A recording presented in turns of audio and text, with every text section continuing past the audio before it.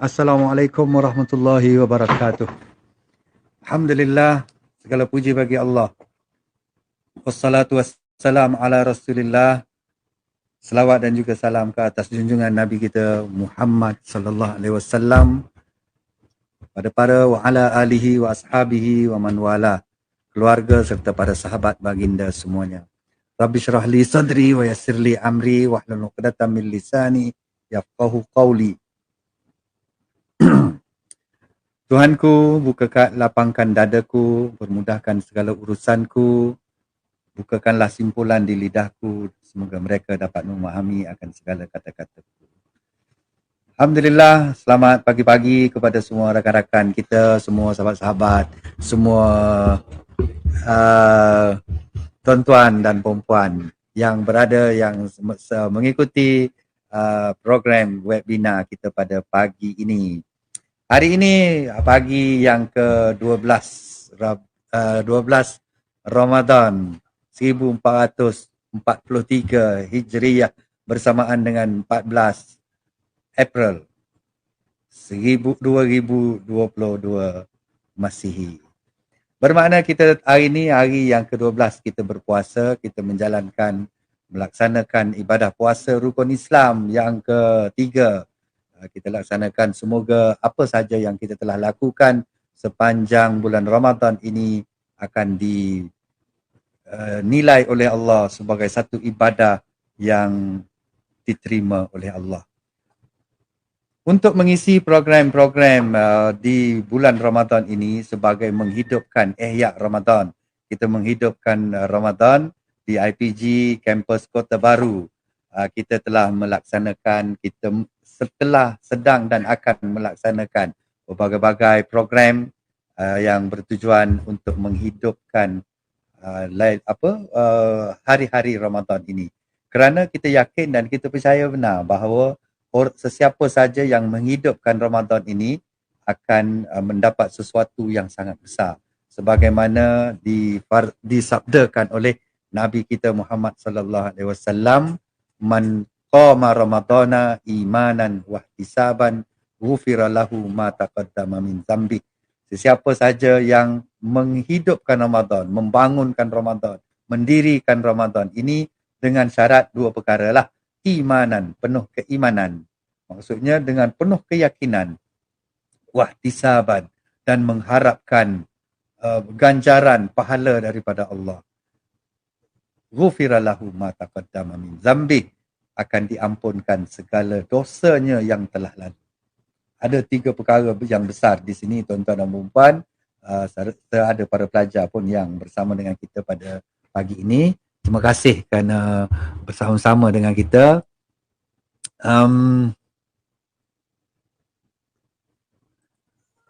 Hilang dah gambar saya. Macam mana ni? Hilang. Okay, selamat pagi. Selamat pagi kepada semua. Hari ini saya bersiaran di Japim, di Pejabat Japim, di studio Japim. Cadangan saya ialah nak bersiaran dengan di bilik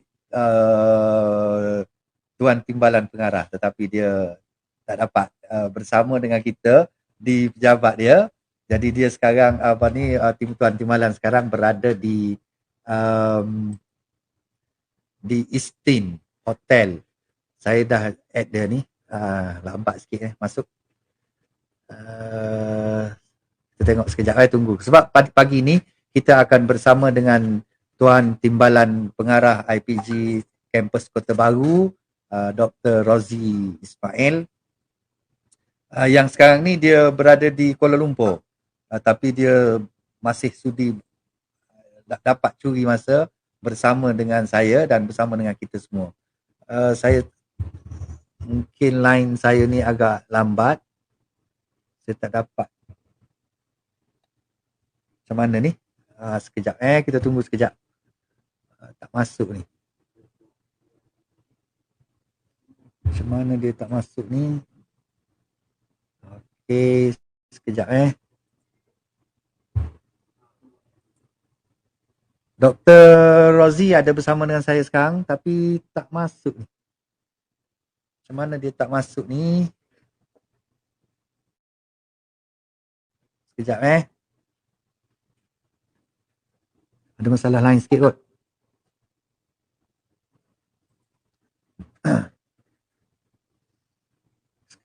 Kejap Dr. Razi, atau masalah lain di sana atau lain di tempat saya ni, tak pasti ni. Tak masuk ni. Okey, sambil kita menunggu dia masuk. Dr. Razi sebenarnya sudah masuk bersama, ada di back di belakang stage, tapi saya angkat dia ke stage ni tak masuk ni, saya tahu. Mungkin ini line saya, line di studio ni agaknya. Tapi sebelum tu saya nak cerita sikit tentang hadis tadi. Kita tunggu sambil kita tunggu Saya tengah duk adjust ni. Sambil kita tunggu-tunggu tu, saya nak huraikan sedikit tentang hadis tadi. Hadis man qama ramadhana imanan wa ihtisaban ghufira lahu ma taqaddama min zambi. Hadis ni adalah hadis yang sahih, hadis yang memang hadis yang kukuh, yang boleh dijadikan hujah, iaitu sesiapa saja yang mendirikan Ramadan, siapa yang memeriahkan Ramadan ini, menghidupkan Ramadan ini, sama ada dengan amalan-amalan, dengan zikir, dengan baca Quran, dengan buat kita macam ni, kita laksanakan, kita adakan webinar begini, berkongsi ilmu, kita berzikir, apa saja kita buat, tolong orang, sedekah, siapa saja yang dianggap sebagai mendirikan Ramadan. Sudah tak masuk-masuk Dr. Rozini, sabar Siapa saja yang mendirikan Ramadan ini, gambar dia pun tak ada ni. Dr. Rozi kalau dengar, keluar sekejap, masuk balik. Doktor, kalau dengar, saya rasa dia dengar suara saya. Keluar sekejap, masuk balik. Sebab gambar pun saya tak nampak ni. Tak ada gambar. Mungkin lain di sana kot. Dia sekarang ni doktor sedang berada di Istin Hotel. Kat mana Istin Hotel? Kuala Lumpur. Saya tak biasa pergi ni. Tak biasa pergi Istin Hotel ni. Jadi siapa saja yang melaksanakan mendirikan Ramadan ini, ada dua syarat, iaitu imanan. Dia lakukan dengan penuh keimanan lah. Lakukan dengan iman. Bukan kerana budaya Ramadan. Dia bukan, bulan Ramadan lah nak buat, bulan Ramadan lah. Dia macam tu. Tengok orang buat, dia nak buat lah. Bukan macam tu. Tapi dengan penuh keimanan. Dia percaya sungguh dengan ayat Allah. Dia percaya sungguh dengan perintah Allah yang satu ni. Yang Ramadan ni, okay, doktor dah keluar. Lepas tu masuk. Nanti dia akan masuk balik. Penuh keimanan. Okey, yang maksudnya dia yakin sungguh-sungguh dengan Ramadan ini. Dan yang keduanya ialah dengan dengan pengharapan, ihtisaban. Pengharapan, kita mengharapkan ganjaran pahala daripada Allah. Kita dengar dulu ada ustaz-ustaz bagi tahu, kita beribadat ni jangan harapkan pahala. Kalau harapkan pahala tak ikhlas. Macam kita tolong orang, dia harapkan pujian ke, harapkan upah ke, tak ikhlas tu. Tak ikhlas. Tapi dengan bulan Ramadan ni, inilah dia istimewanya bulan Ramadan ini, kita boleh mengharapkan ganjaran daripada Allah tanpa merosakkan ikhlas.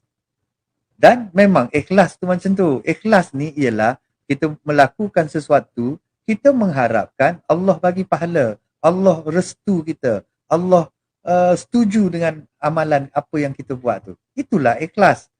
Tidak mengharapkan persetujuan orang lain, tidak mengharapkan pujian orang lain, tidak mengharapkan upah orang lain. Tapi kita mengharapkan hanya upah daripada Allah. Itulah dia ikhlas. Maknanya ikhlas ni bukan bermaksud tak mengharapkan balasan. Kita lakukan tak apa, Allah tak bagi pahala tak apa. Bukan macam tu. Salah ikhlas macam tu. Ikhlas ni ialah saya nak buang ni lah dulu. Dia punya background ni, dia mengganggu buang background ni. Kita nampak background yang sebenar. Dr. Rozi belum lagi dapat masuk kerana line dia agak slow mungkin. Matilah kita kalau Dr. Rozi tak masuk ni. Saya nak cakap apa ni? Tapi tak apa, kita boleh bercakap dengan Dr. Rozi kata dia dah masuk dan dengar suara tapi gambar tak ada. Tu.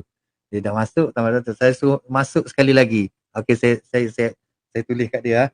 Doktor Cuba masuk sekali lagi. Okey. Saya suruh masuk. Doktor masuk sekali lagi Masuk sekali lagi. So saya nak add dia tak dapat. Masuk sekali lagi doktor. Sekarang ni kalau dia ada di, saya tak tahulah dia tengok ke tak Facebook ni. Tapi dia tengok lah kot sebab dia boleh komen tu. Okey. Okey, jadi tuan-tuan dan puan para penonton, saya hari ni tak ramai ni, kita ada sikit je ni kita punya ni. Tu doktor dah masuk. Saya akan add dia. Ya, saya rasa dia dah masuk ni, dapat masuk dah ni. Tapi gambar tak keluar lagi. Doktor, Assalamualaikum. Tes suara dulu. Tes suara. Doktor Rozi. Ada saya try pakai ni.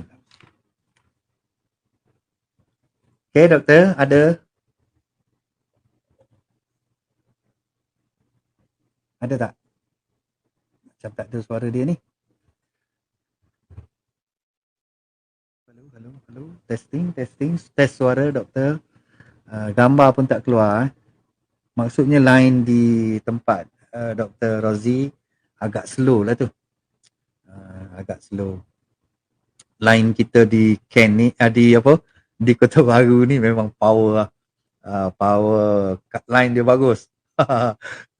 Kalah line di KL ni. Saya rasa gitulah.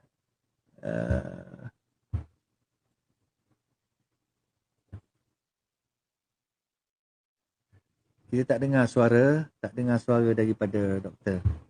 Tak dengar. Suara tak dengar. Suara tak dengar. Suara tak dengar. Macam tu tak dengar Tak dengar. Suara. Tak apa, kita tunggu dulu.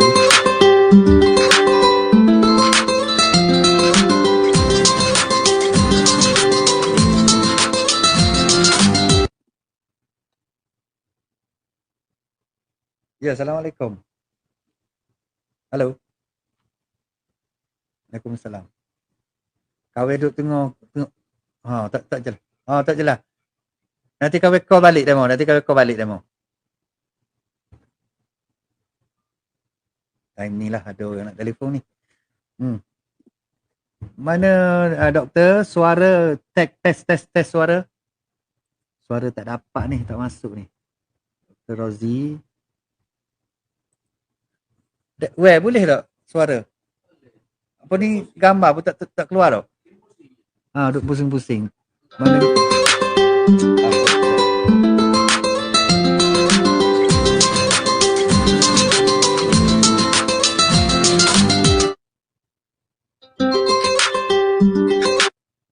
Ni. Halo. Salam.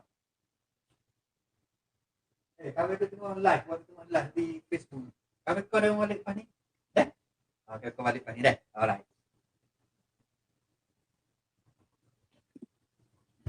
Ya, suara dari doktor tak masuk ni. Tak tahu macam kenapa ni.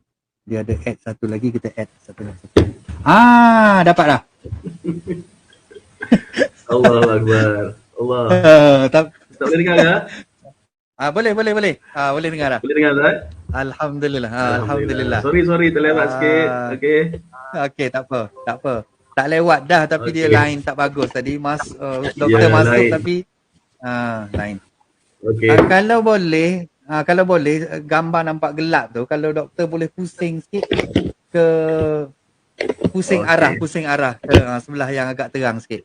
Belakang kan tu. Okey. Okey, cantik. Bilik hotel Ustaz. Okey. Ya. Okay. Tak apa, kita setting tak ada masalah. Okey, kita telah bersiaran. Sekarang ni kita tengah live, doktor. Jadi nampaklah macam mana sebenarnya proses kita live ni. Dia bukannya sesuatu yang mudah kan. Jadi dia banyak halangan, banyak cabarannya. Jadi begitulah juga mungkin sahabat-sahabat kita yang jadi cikgu, pensyarah, bila nak hybrid, bila nak buat PDPR secara online ni, inilah kekangan-kekangannya. Sama ada kekangan daripada pihak pensyarah, pihak guru ataupun kekangan daripada pihak pelajar. Dia tak dapat nak akses, internet dia slow. Macam tadi kita dah nampak kan, mungkin internet di IPG Kota Baru ni kuat, tapi di Hotel Istin ke nama baca dia? Istin, Istin. Istin, maksudnya hotel tu tak kuat internet dia, ataupun sebalik. Saya duduk di tingkat 15 ni, mungkin semakin tinggi semakin line tu semakin mungkin tak berapa molek lah kot. Kurang, ya. Betul. Okay, Ustaz, teruskan. Okey, kita mulakan. Sebenarnya tajuk kita pagi ni, kita ni dalam proses dalam kita kata dalam kita mengimarahkan bulan Ramadan. Dalam masa kita menghidupkan hari-hari Ramadan ini, sebab kita dijanjikan sesiapa yang mengimarahkan, sesiapa yang membangunkan ataupun memeriahkan, menghidupkan Ramadan ini, Allah akan ampunkan dosa kita. Semua dosa kita yang telah lalu. Bukan dosa tahun ni, bukan dosa tahun lepas, tapi dosa ghufira lahu ma taqaddama min zambih. Nabi kata Allah akan ampunkan segala dosa kita yang telah lalu. Kita harapkan program kita hari ni, doktor, boleh membantu kita untuk menghapuskan dosa-dosa kita. InsyaAllah. Sama ada kita 2 orang dan juga orang yang menonton ni juga, kita doakan supaya Allah ampunkan dosa-dosa mereka. Jadi dalam ni kita dah berjanji hari tu, kita akan berbicara pada pagi ini. Tajuknya ialah Ramadan di sana. Ramadan di sana. Jadi bukan Ramadan di sini, ya. Bukan di sini. Jadi di sana tu saya tak tahu di mana, mungkin doktor akan jelaskan di mana Ramadan tu. Mengikut pengalaman doktor, mengikut apa yang doktor lalui, kita kongsi bersama tentang Ramadan di sana. Jadi saya nak bagi masa seluas-luasnya kepada doktor. Mungkin saya akan jampuk-jampuk sikit lah. Tapi sebelum tu doktor, bagus juga kita tengok satu klip video ni. Lama dah kita kecek ni. Saya tengokkan satu klip video dulu. Video yang selalu yang memang sehari dua ni memang viral sangat. Okey, nanti saya cari video tu. Ada kan? Okay. Yang ni. I'm here to show you the Ramadan spirit in London. Today I'm at British Library. Today I'm in Trafalgar Square, one of the most iconic places in London. We're here next to Wembley Stadium. The crowd you see behind me is here to break their fast.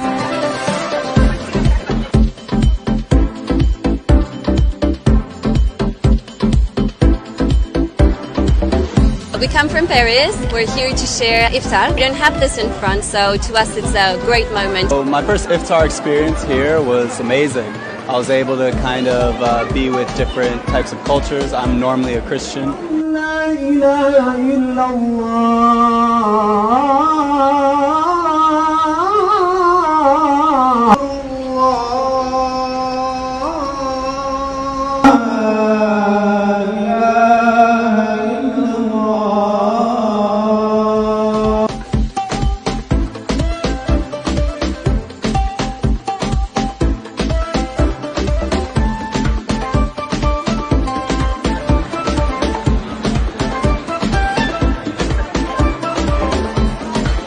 For the first time ever in the history of Britain, we have an iftar at Wembley Stadium. And to have open iftar here, never in my wildest dreams.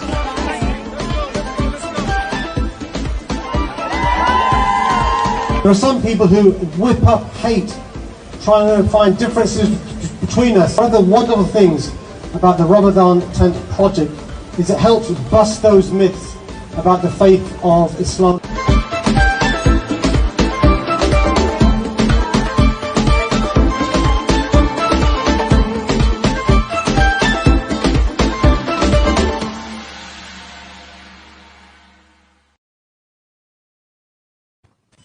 Ya, tu dia video yang viral sangat sekarang ni di London, cara mereka menghidupkan Ramadan di London. Jadi saya nak serahkan kepada Dr. Razi untuk pengalaman lah, soal pengalaman. Silakan. Okey, terima kasih. Bismillahirrahmanirrahim. Assalamualaikum warahmatullahi wabarakatuh. Kepada yang saya kasihi, lagi hormati Ustaz Sata, sahabat saya di IPG Kampus Kota Baru yang merupakan MC pada hari ini. Cantik Ustaz hari ini, baju batik warna hijau, sangat menyegarkan mata. Right? Juga kepada insyaAllah saya ucap terima kasih juga kepada pengarah IPG Kampus Kota Baru yang menjelmakan idea ini dengan persetujuan beliau, dan juga kepada semua rakan-rakan pensyarah dan juga siswa-siswi guru yang saya kasihi dan semua para penonton pada hari ini. Alhamdulillah hari ini saya bersiaran daripada Istin Hotel di Damansara, Kuala Lumpur, kerana menghadiri bermula daripada semalam sehingga esok penyelidikan berkaitan dengan GFM ataupun Guru Futuristik Malaysia. Okey, jadi insyaAllah banyak input yang saya dapat waktu membuat bersama tim penyelidikan di sini akan dikongsikan selepas ini. Walau bagaimanapun, saya ucapkan salam Ramadan kepada semua, dan terima kasih kepada JAPIM, Jabatan Pendidikan Islam ya, IPG Kampus Kota Baru yang telah sudi menjemput saya buat kali kedua ya. Tahun lepas kali pertama saya bersama dengan Ustaz Sata. Memang menarik sangat tahun lepas. Jadi tahun ni dijemput untuk menjadi panel yang pertama ni. Allah rasa sangat teruja. Terima kasih kepada Ustaz Sata, sahabat baik saya yang sentiasa mempunyai idea-idea yang berbasti untuk mengimarahkan program Ramadan kita di IPG Kampus Kota Baru terutamanya. Jadi bila saya melihat video yang Ustaz kongsi tadi kan, saya rasa sangat teruja ya. Kebetulan saya pun bawa balik daripada UK dan juga Paris ya, daripada London dan Paris, juga Brussels di Belgium. Minggu lepas telah menghadiri Beth Learnit hosted leader program untuk Future Technology Education selama hampir 2 minggu. Jadi saya sampai di balik semula di Malaysia sehari sebelum puasa, iaitu pada 2 hari bulan. Tetapi aura Ramadan tu sebenarnya dah nampak di London waktu saya berada di sana. Okey, di mana alhamdulillah saya ada gangguan. Okey. Untuk pengetahuan semua, sewaktu saya di London 2 minggu tu, Paris dan juga Brussels, antara niat saya ialah pergi ke masjid. Pergi ke masjid di Paris, di Brussels dan juga London. Alhamdulillah tercapai niat saya, di mana Allah permudahkan urusan saya untuk mencari masjid-masjid yang saya tidak pernah pergi, walaupun ke masjid tersebut, walaupun dah banyak kali saya ke negara Europe. Jadi alhamdulillah di Paris saya telah pergi berjumpa ya dengan Grand Mosque di tengah-tengah bandaraya Paris tu. Grand Mosque, satu masjid yang sangat cantik, sangat besar dan juga unik dari segi landscape dan arkitekturnya di tengah-tengah bandar Paris. Dan kemudian di Brussels juga saya terkejut ya, di tengah-tengah bandar Brussels ada Grand Mosque. Grand Mosque di mana sangat cantik lah. Okay? Dan kemudian di UK, di London memang saya difahamkan merata-rata lah masjid, dan saya telah pergi masjid di dekat dengan Trafalgar Square. Jadi itu pembukaan perkongsian saya pada hari ini, iaitu pengalaman saya di luar negara, bukan sahaja di UK, tetapi alhamdulillah saya telah diberi ya rezeki oleh Allah Subhanahu Wa Taala untuk melanjutkan pelajaran ke negara Jepun dan juga Amerika Syarikat untuk PhD saya, dan kemudian diberi lagi rezeki oleh Allah untuk ke negara China selama 2 tahun untuk bertugas sebagai diplomat di kedutaan besar negara China. Jadi itulah yang saya ingin kongsikan hari ini bersama dengan tuan-tuan dan puan-puan semua, sahabat yang saya kasihi, seusai dengan tajuk program pada hari ini, iaitu Ramadan di mana, Ustaz? Betul ya? Ramadan di mana? Ramadan di sana. Ramadan di sana. Ya, Ramadan di sana. Masya-Allah. Sangat menarik ya tajuk Ustaz bagi ni. Okey, memang boleh buat tajuk drama esok ni, telemovie ni, Ramadan di sana kan. Okey. Dan Ya, Ramadan di sana. Walaupun di UK tu saya tak sempat menyambut puasa kerana saya balik pada 2 hari bulan, tetapi di UK tu memang saya boleh nampaklah maksud saya aroma sambutan Ramadan. Okey, terutama sekali di masjid yang saya maklumkan tadi yang saya pergi, memang dah ada ya persediaan Ustaz di masjid di Paris, masjid di Brussels dan juga masjid di London. Mereka sudah mengedarkan risalah-risalah bagaimana persediaan Ramadan. Padahal 2 minggu lagi tu nak berpuasa. Maksudnya saya sampai di UK hari tu 17 hari bulan, and then saya pergi ke Paris, Brussels dan London tu in between sehingga 2 hari bulan April. Tetapi masjid-masjid di sana sudah mengedarkan risalah-risalah. Dan sesuatu yang menarik ialah risalah itu memang lengkap dengan orang kata daily rutin sewaktu Ramadan 30 hari itu. Jadi saya tak bawa hari ni, tetapi saya insya-Allah nanti saya akan berkongsi dengan tuan-tuan dan puan-puan yang berminat untuk melihat risalah itu. Jemputlah datang ke bilik saya di IPG Kampus Kota Baru. Saya boleh bagi contoh risalah yang disediakan oleh penduduk Islam di London, Paris dan juga Brussels untuk persediaan Ramadan. Okey. Jadi hari ini saya macam tahun lepas saya ada banyak bercerita tentang Ramadan saya di Amerika Syarikat, Ustaz, kalau Ustaz masih ingat. Okey. Jadi hari ini saya akan campur-campurkanlah kerana sesuai dengan tajuknya Ramadan di sana. Jadi di sana tu Allah bagi peluang kepada saya untuk sambut Ramadan 5 kali di Jepun, Ustaz. 5 kali di Jepun kerana saya belajar di Jepun tahun 95 hingga tahun 2000 selama 5 tahun. Jadi 5 kali itulah saya berpuasa di Jepun, iaitu di Tokyo. Universiti saya di Tokyo adalah Daito Bunkai University. Okey, 5 tahun. Dan kemudian 4 tahun saya berpuasa di Amerika Syarikat, Ustaz. Ada sesuatu yang saya tidak pernah. 5 tahun di China, 4 tahun di 5 tahun di Jepun, Ustaz. 5 tahun di Jepun. Di Jepun, 5 tahun di Jepun. 5 tahun di Jepun. Kemudian sempat berpuasa 4 tahun di US. Di Amerika. Dan kemudian 2 kali di China. 2 kali di China. Okay? So, kalau campur-campur tu saya hampir 11 tahun jugalah berpuasa di 2 negara. Kan? Okay? Jadi, menariknya ya. Okey, mungkin saya boleh bercerita tentang Jepun dululah. Bagaimana situasi sambutan Ramadan ataupun suasana Ramadan di Jepun. Okey, Jepun adalah satu negara yang pertama kali saya pergi ke luar negara tahun 95 tu. Okey, dan saya tidak pernah menjangka yang sebegitu sambutan Ramadan di sana. Cuma rezeki saya adalah universiti saya tu berada dalam Tokyo. Jadi kedutaan besar kita juga berada dalam Tokyo. Kalau daripada universiti saya tu naik kereta api dalam 45 minit lah untuk pergi ke kedutaan tu.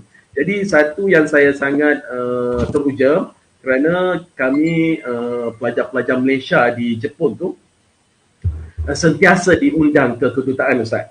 Dan masa tu saya pergi waktu foundation tahun 1, saya masih bujang lagi. So bila bujang kita sentiasa mencari peluang lah untuk makan free, orang kata kan, pelajar kan. Jadi kedutaan, Ustaz, memang setiap hari membuat majlis berbuka puasa. Dia bukan ada satu hari buat satu event besar-besaran buka puasa, no. Kedutaan sentiasa membuka pintu untuk pelajar-pelajar Malaysia ni datang ke kedutaan Malaysia di Tokyo tu, dia panggil Shibuya, dan mereka menyediakan juadah berbuka puasa. Dan kemudian yang menarik ialah kerana setiap malam akan ada program bertarawih di kedutaan besar Malaysia di Jepun tu.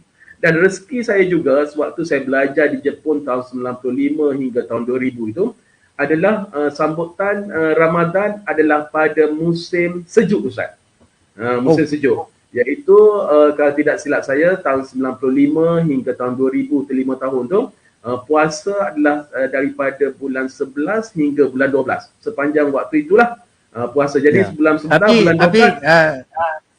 Saya dengar cerita kalau kata musim sejuk kita puasa, waktu siang dia pendek lah. Itu yang saya nak bagi tahu, Ustaz. Itu yang saya nak bagi tahu, iaitu Kita sahur dalam jam sama macam Malaysia juga, macam 5 pagi gitu. 4:30 pagi lah kita sahur. Okey, dan kemudian 5 lebih tu dah fajar dah kan. So subuh dalam pukul 4:30 macam tu lah. So sahur macam Malaysia, tapi yang menariknya Ustaz, buka puasa pada jam 3:30 waktu Jepun. Ya. 3:30 petang waktu Jepun, kerana pukul 3:45 tu dah gelap dah Jepun. Kalau bulan 12 ataupun bulan 11. Jadi 3:30 waktu Jepun, dia berbeza 1 jam dengan Malaysia. Kalau kalau Jepun 3:30 petang, Malaysia pukul 2:30 petang. Jadi maksudnya kita sahur sama macam orang Malaysia pukul 5 lebih, tapi kita berbuka waktu Malaysia 2:30 dah berbuka dah Ustaz. Cuba tak bayangkan. Jadi memang pendek lah. Best yang bersahur di Jepun ni. Memang tak penat langsung Ustaz. Air pun tak rasa dahaga. Kerana apa? Kerana musim sejuk. Bila musim sejuk, tapi dia musim sejuk ni dia cepat lapar sikit. Dahaga tapi lapar cepat lah. Cuma cepat lapar tu kadang-kadang kalau hari cuti lah, sebagai contoh Ustaz, di hari Sabtu Ahad tak ada kelas, saya lepas sahur kadang-kadang tidur balik Ustaz ni. Tidur balik, bangun-bangun pukul 11 dah. Pukul 11, tengok cuaca lagi nak buka. Sebab jadi memang seronok lah. Saya sangat seronok berpuasa di Jepun sebab tak terasa langsung. Okey, kerana jangka waktu yang begitu singkat. Cuma masa tahun 95 dan hingga 2000 tu perkembangan Islam di Jepun masih lagi minimal. Okey Ustaz, minimal bermaksud Islamic Center tidak banyak seperti sekarang. Di Jepun sekarang kalau Ustaz pergi, saya pun baru last kali saya pergi Jepun tahun 2020 bulan 1, 2 bulan sebelum PKP. Masa tu kita Google je, memang Islamic Center di mana-mana Ustaz. Di Tokyo especially. Tak ada masalah. Tapi tahun 95 hingga 2000 sewaktu saya belajar di sana, Islamic Center memang ada satu sahaja di Tokyo. Ada satu sahaja di Tokyo dan masjid cuma ada 2. Iaitu satu kalau tidak silap saya di Yoyogi dan satu lagi saya tidak ingat di mana, tapi cuma ada 2. Jadi untuk sembahyang tarawih kita perlu pergi ke masjid yang disediakan. Jadi tak banyak pilihan lah Ustaz. Jadi saya cuma pergi, saya ingat waktu dan daripada rumah saya untuk pergi ke masjid tu kena tukar 3-4 kali kereta api kan. Jadi saya ingat adalah 2-3 kali saya pergi sembahyang tarawih. Yang selebihnya saya banyak sembahyang tarawih di rumah sendiri, di tempat tinggal saya di Takasaka tu, di Higashiyama, ataupun kadang-kadang saya berbuka puasa di kedutaan dan kemudian terus bertarawih di kedutaan. Cuma saya ingin maklumkan, di sana saya rasa situasinya macam UK juga Ustaz.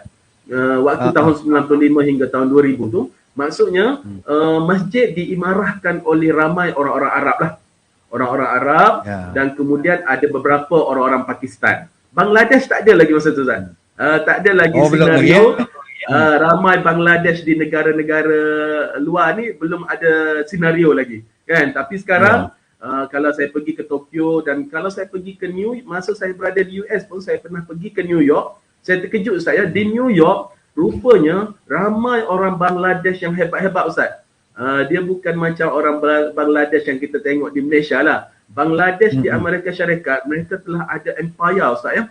Dan jangan terkejut kerana di New York tu dia punya kedai-kedai cenderamata New York tu kebanyakannya dimiliki oleh orang Bangladesh. Itu cerita waktu di Amerika Syarikat lah. Jadi berbalik pada Jepun, jadi masjid-masjid ni banyak diimarahkan oleh orang Arab dan orang Arab. Jadi cuma ada 1 dan 2 masjid saja. Jadi sempatlah saya pergi untuk merasai Ustaz ya, tarawih di masjid di Tokyo tu. Dan kita rasa sangat teruja sangat kalau dapat pergi tarawih di masjid di Tokyo. Kerana pada ketika itu, masjid cuma ada 1-2 sahaja. Dia tidak banyak. Jadi kalau kita pergi tu, dapatlah kita berkenalan dengan orang Arab di situ, orang Turki, orang Pakistan, orang Bangladesh saya tak jumpa. Dan ada dan waktu saya berada di Jepun tahun 95 hingga tahun 2000, masyarakat Muslim di Tokyo cuma ada dalam 1,000 orang saja, Ustaz. Cuma ada 1,000 orang. Dan masyarakat Muslim masa ketika itu saya kenal ramai pendakwah daripada Singapura, Ustaz. Sungguh mengejutkan juga kerana ramai pendakwah daripada Singapura yang pergi berdakwah di Jepun, dan mereka nampak bahawa Jepun ni akan berkembang menjadi satu pusat Islam yang orang kata majulah di masa depan. Jadi ramai pendakwah daripada Singapura. Daripada Malaysia saya tak jumpa sangat pada masa ketika itu. Yang saya jumpa ramai kawan-kawan sama-sama belajarlah di Tokyo. Okey. Jadi itulah pengalaman berpuasa saya di negara Jepun. Satu pengalaman yang menarik, dan saya berada di Jepun waktu foundation 95 hingga 97 seorang kerana bujang lagi. And then tahun 97 ditakdirkan berjumpa jodoh di Jepun, Ustaz. Tapi bukan orang Jepun, orang Kelantan juga. Cuba sama-sama belajar di sana. Jadi kahwin dan alhamdulillah tahun 97 tu sambutan berpuasa bersama dengan isteri. Tahun 98 waktu tahun 3 bersama dengan dapat anak seorang, Ustaz, dalam bulan puasa, lahir di Jepun. Dan kemudian tahun 2000 tahun 99, sebab saya balik Malaysia tahun 2000, dapat lagi seorang anak di Jepun juga, anak perempuan pula. So dapatlah berpuasa daripada seorang, 2 orang, 3 orang, dan akhirnya 4 orang. Jadi situasi itu berbeza lah sikit selepas berkahwin. Kebanyakannya kita berbuka puasa di rumah. Cuma saya ingin kongsi dengan rakan-rakan dan juga tetamu pada hari ini. Sewaktu saya di Jepun, walaupun rumah saya tu, rumah orang Jepun kecil-kecil, Ustaz, kan? Saya boleh kata rumah saya tu, daripada single sehingga saya kahwin, luas rumah saya di Tokyo tu cuma 12 kali 12 kaki ya, Ustaz. Ruang tamunya, lepas tu situlah tempat studinya, situlah tempat tidurnya, situlah tempat tengok TV ya, okey. Tapi walaupun rumah yang kecil, tapi budaya kita kan, orang Melayu kan, dan saya pula aktif Satuan Pelajar waktu tu, saya suka panggil kawan-kawan datang rumah, Ustaz. Apatah lagi bila berkahwin, ramai rakan-rakan bujang, student-student yang single, suka datang rumah saya kerana isteri saya pun suka bermasak. Jadi boleh dikatakan seminggu 2-3 kali saya buat majlis berbuka puasa, Ustaz. Majlis berbuka puasa, dan saya sentiasa ingat kenangan itu kerana masa tu untuk datang ke Jepun masih lagi susah. Orang Malaysia nak datang ke Jepun masih lagi susah. Jadi pelajar-pelajar Malaysia ni sangat menghargai hubungan sesama kita. Kerana kita sahaja yang ada di Jepun ketika itu. Kebanyakannya pelajar-pelajar Malaysia. Tak jumpa pun macam sekarang, sebab sekarang Asia pun boleh fly ke Jepun kan. Jadi setiap hari kita dapat tengok ramai orang Malaysia di Tokyo tu. Tapi zaman saya tahun 2000 tu, memang jumpa orang Malaysia agak, wah, rasa nak dakak, rasa tanya lalu, masuk gang pun, apatah lagi kalau jumpa orang Kelantan, sahabat Kelantan ni. Oh, saya pun bawa budu kau. Bawa budu. Jadi saya suka membuat majlis buka puasa, Ustaz. Alhamdulillah lah ramai kawan-kawan datang. And then itu adalah satu kenangan manis kerana kadang-kadang kita sama-sama masak, okay? Dan untuk mendapat bahan untuk buat masakan buka puasa pun bukan satu yang mudah zaman tu. Okay? Kita terpaksa pergi ke Tokyo, pergi ke kedai Thailand lah selalunya. Dan cuma kedai Thailand tu dia ada juga beberapa bahan daripada Malaysia yang jual. Jadi kita beli dan kita balik dan kita masak lah. Okay? Antara saya ingat kuih yang rumah saya suka buat, ondel-ondel, Ustaz. Ondel-ondel, lepas tu bubur kacang, okay? Dan kadang-kadang kita campur durian. Cuma Ustaz jangan terkejut ya, tetamu semua jangan terkejut. Harga durian sebiji di Tokyo pada ketika itu, harga duit Malaysia lah, RM200. Sebiji, Ustaz. Dan saya tengok tak ramai orang nak beli pun, sampai dia display kan, sampai merekoh durian tu sebab tak ada orang nak beli, mahal sangat. Jadi kita beli yang paste punya lah, yang macam obat gigi yang taruh dalam bentuk obat gigi tu, yang paste rasa durian lah, yang itulah yang kita masukkan dalam bubur durian, dalam bubur kacang kita. Bangunlah bubur kacang durian kan untuk berbuka puasa. Okey, jadi yang tu di Jepun Ustaz ya. Okey, sekarang saya nak bawa fly pula bagaimana suasana Ramadan sewaktu saya belajar di Amerika Syarikat. Okey, kalau di Jepun tadi terlalu pantas pukul 2:30 Malaysia dah berbuka puasa. Di Amerika Syarikat aduh, sesuatu yang sangat mencabar lah Ustaz. Sesuatu yang sangat mencabar, dia sangat kontra. Kerana kebetulan waktu saya belajar di Amerika Syarikat, memang saya bawa family, masa tu anak saya pun dah 4. Dia sangat kontra kerana sambutan Ramadan sewaktu kami berada di Amerika Syarikat, Colorado tu, keempat tahunnya dalam musim panas. Dalam musim panas, iaitu daripada bulan 7 hingga 8 kot. Sepanjang 4 tahun tu, puasa bulan 7, bulan 8. Jadi di Amerika ni, bulan 7, bulan 8 memang musim panas. Dan panas di Amerika dia bukan panas main-main. Cuma berbezanya kalau panas Malaysia ni panas betul dan humid. Tapi saya suka sikit di Colorado tu, panas dia macam tak humid tetapi dry. Cuma dia kering sikit Ustaz. Dia jadi kulit kita kering dan kita rasa macam dahaga air. Dan yang paling kita kata mengerikan lah sikit Ustaz. Kerana berpuasa lebih kurang 18 hingga 19 jam. Cuba Ustaz bayangkan. Sehari. Iaitu sahurnya, kalau kat Jepun sama macam Malaysia 5 pagi kan. Kalau di US ni sahurnya pukul 2:30 pagi Ustaz. 2:30 pagi tu dah imsak dah. Kerana pukul 3 tu dah waktu subuh dan kemudian pukul 3:30 tu Ustaz. Ustaz bayangkan 3:30 dah terang macam matahari atas kepala pukul 3 pagi, pukul 4 pagi tu. Kan? And then waktu berbukanya, Allahu Akbar. Kalau pukul 3 dah subuh, berbukanya pukul paling lewat ada sekali pukul 9.45 malam. Ustaz bayangkan. 9.45 malam. Aduh, saya pun kata nak buat macam mana, dah takdir pergi ke US dalam puasa tu kena dalam musim sama kan. Cuma saya kesiankan pada anak-anak saya lah. Anak-anak saya 4 orang tu waktu pergi ada seorang umur 9 tahun, umur 10 tahun, umur 7 tahun dan 5 tahun.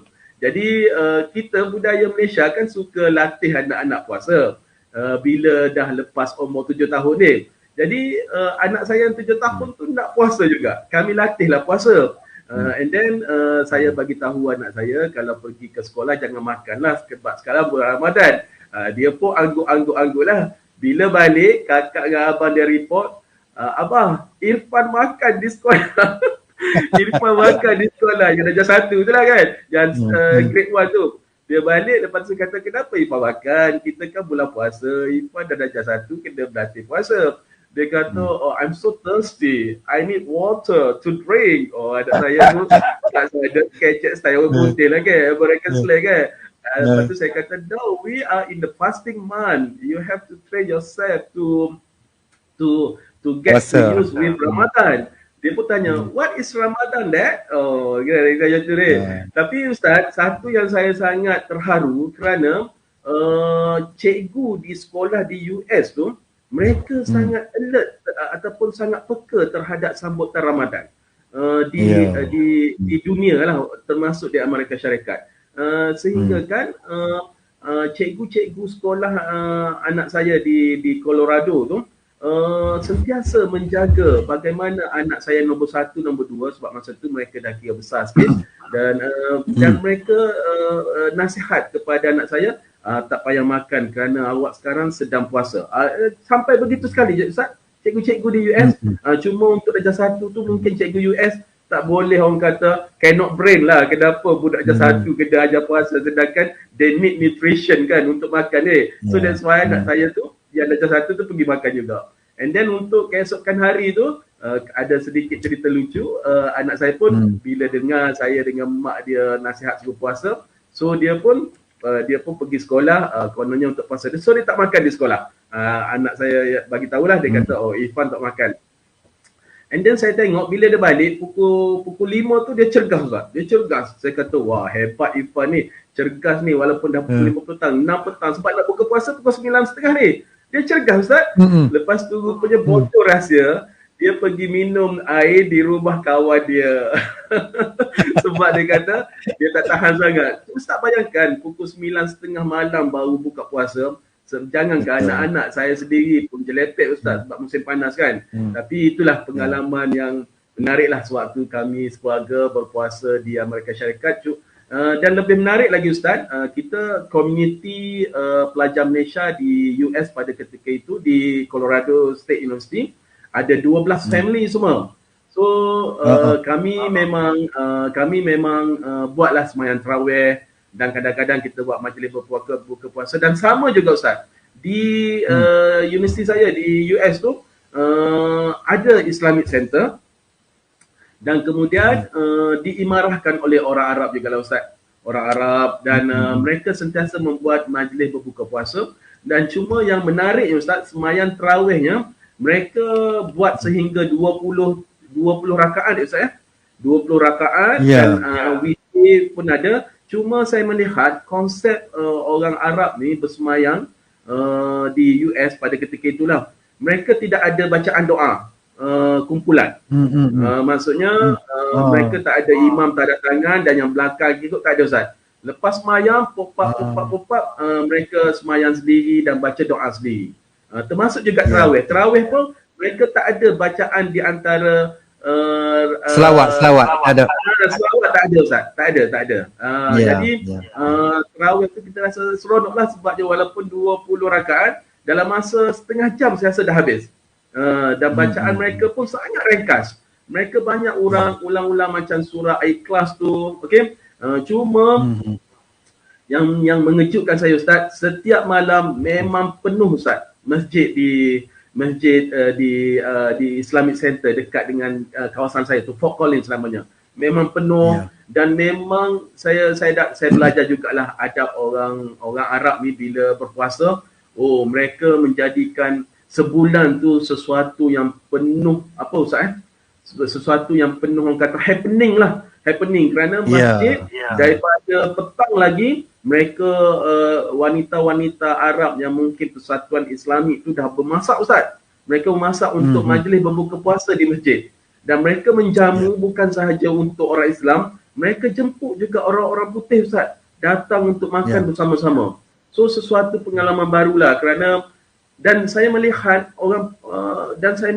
walaupun Islamic Center tu di tengah-tengah kawasan penduduk yang 80% yang orang putih Ustaz, tetapi azannya sangat kuat. Azan kuat Ustaz. Azan boleh kita katakan sama kuat dengan azan di Malaysia lah, azan dia. Dan kemudian bacaan Quran juga dipasang. Dan yang lucunya, masjid di tempat saya tu berhadapan dengan church ataupun gereja. Gereja tu memang orang kata 3 kali besar lah daripada masjid ataupun Islamic Center. Tetapi gereja tu cuma hari Ahad saja dan aktivitinya cuma sejam saja Ustaz. Yang lain tu nampak macam, saya boleh nampak macam tak ada orang lah, tak ada orang yang keluar masuk dan memang nampak ketara perbezaan dengan masjid di depan tu. Kerana masjid ni setiap 5 waktu tu penuh kereta Ustaz. Kerana orang Arab ni akan bekerja pergi ke masjid untuk semayang. Pelajar-pelajar PhD yang kebanyakan kawan saya daripada Colorado, mereka, saya pun banyak belajar juga daripada mereka Ustaz. Mereka meninggalkan bilik PhD di Colorado State University. Saya ingatkan mereka nak pergi ke mana setiap kali waktu semayang, mereka akan pergi ke masjid Ustaz. Allahu Akbar. Saya memang banyak belajarlah daripada bagaimana disiplin orang Arab dan juga orang Mesir lah. Orang Jordan tak seberapa sangat, tapi saya tengok orang Arab dan juga orang Mesir lah. Jadi Islamic Center ni juga sentiasa membuka ruang ya Ustaz ya untuk aktiviti-aktiviti lain sewaktu Ramadan. Bukan sahaja untuk berbuka puasa, tapi mereka buat Quran ni. Mereka buat tadarus Quran, tafsir Quran, aktiviti Quran sentiasa. Ya, tadabbur. Okey. sorry Ustaz, saya nak sambung ni kejap, takut habis bateri. Kejap Ustaz. Okey. Okey, tuan-tuan dan puan-puan penonton semua, kita ucapkan welcome juga kepada sahabat-sahabat kita. Ya. Kita welcome juga kepada sahabat-sahabat kita yang berada di Selatan Thai ni. Sekarang ni sedang menonton juga bersama dengan kita. Ada mesej yang masuk di apa ni. Kalau boleh komen-komen juga sahabat-sahabat kita di Selatan Thai, di Narathiwat, di Patani, di Jala. Ada memang sedang menonton ni. Di Narathiwat ada dia ada mesej dengan saya tadi. Dia angkat ni je lah, dia angkat ibu jari. Bagus. Kita harap dia boleh sahabat-sahabat kita boleh masuk, boleh tulis di komen di bawah tu.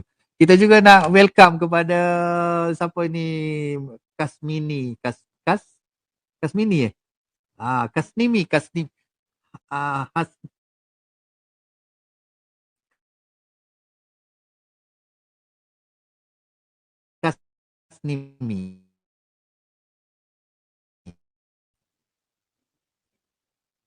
Tulis kecil tak nampak ke?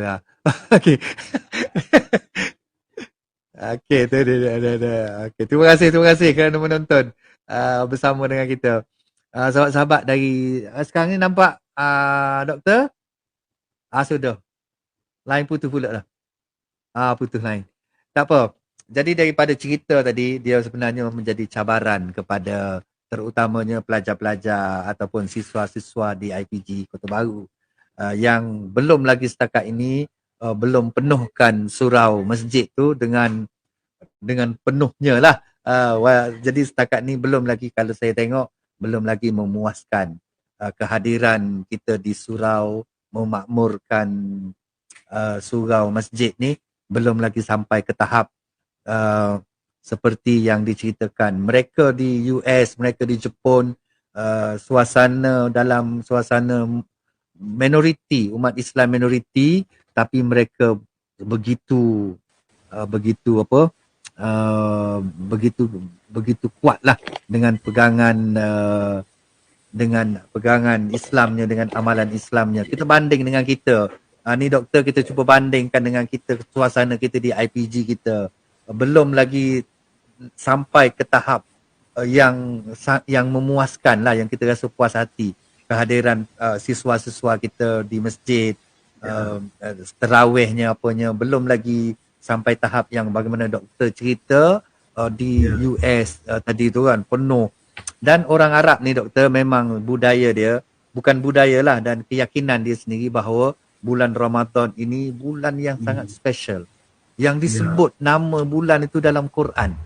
Bila Quran sebut nama Ramadan ni, maknanya dia bukan macam bulan Januari, bukan macam bulan Februari, bukan macam bulan Mac, bukan macam bulan Rabiul Awal, Rejab. Hari raya yang kita sambut tu tak disebut Syawal, tak ada sebut perkataan Syawal, bulan Syawal tu tak sebut dalam Quran, tetapi dia sebut Ramadan.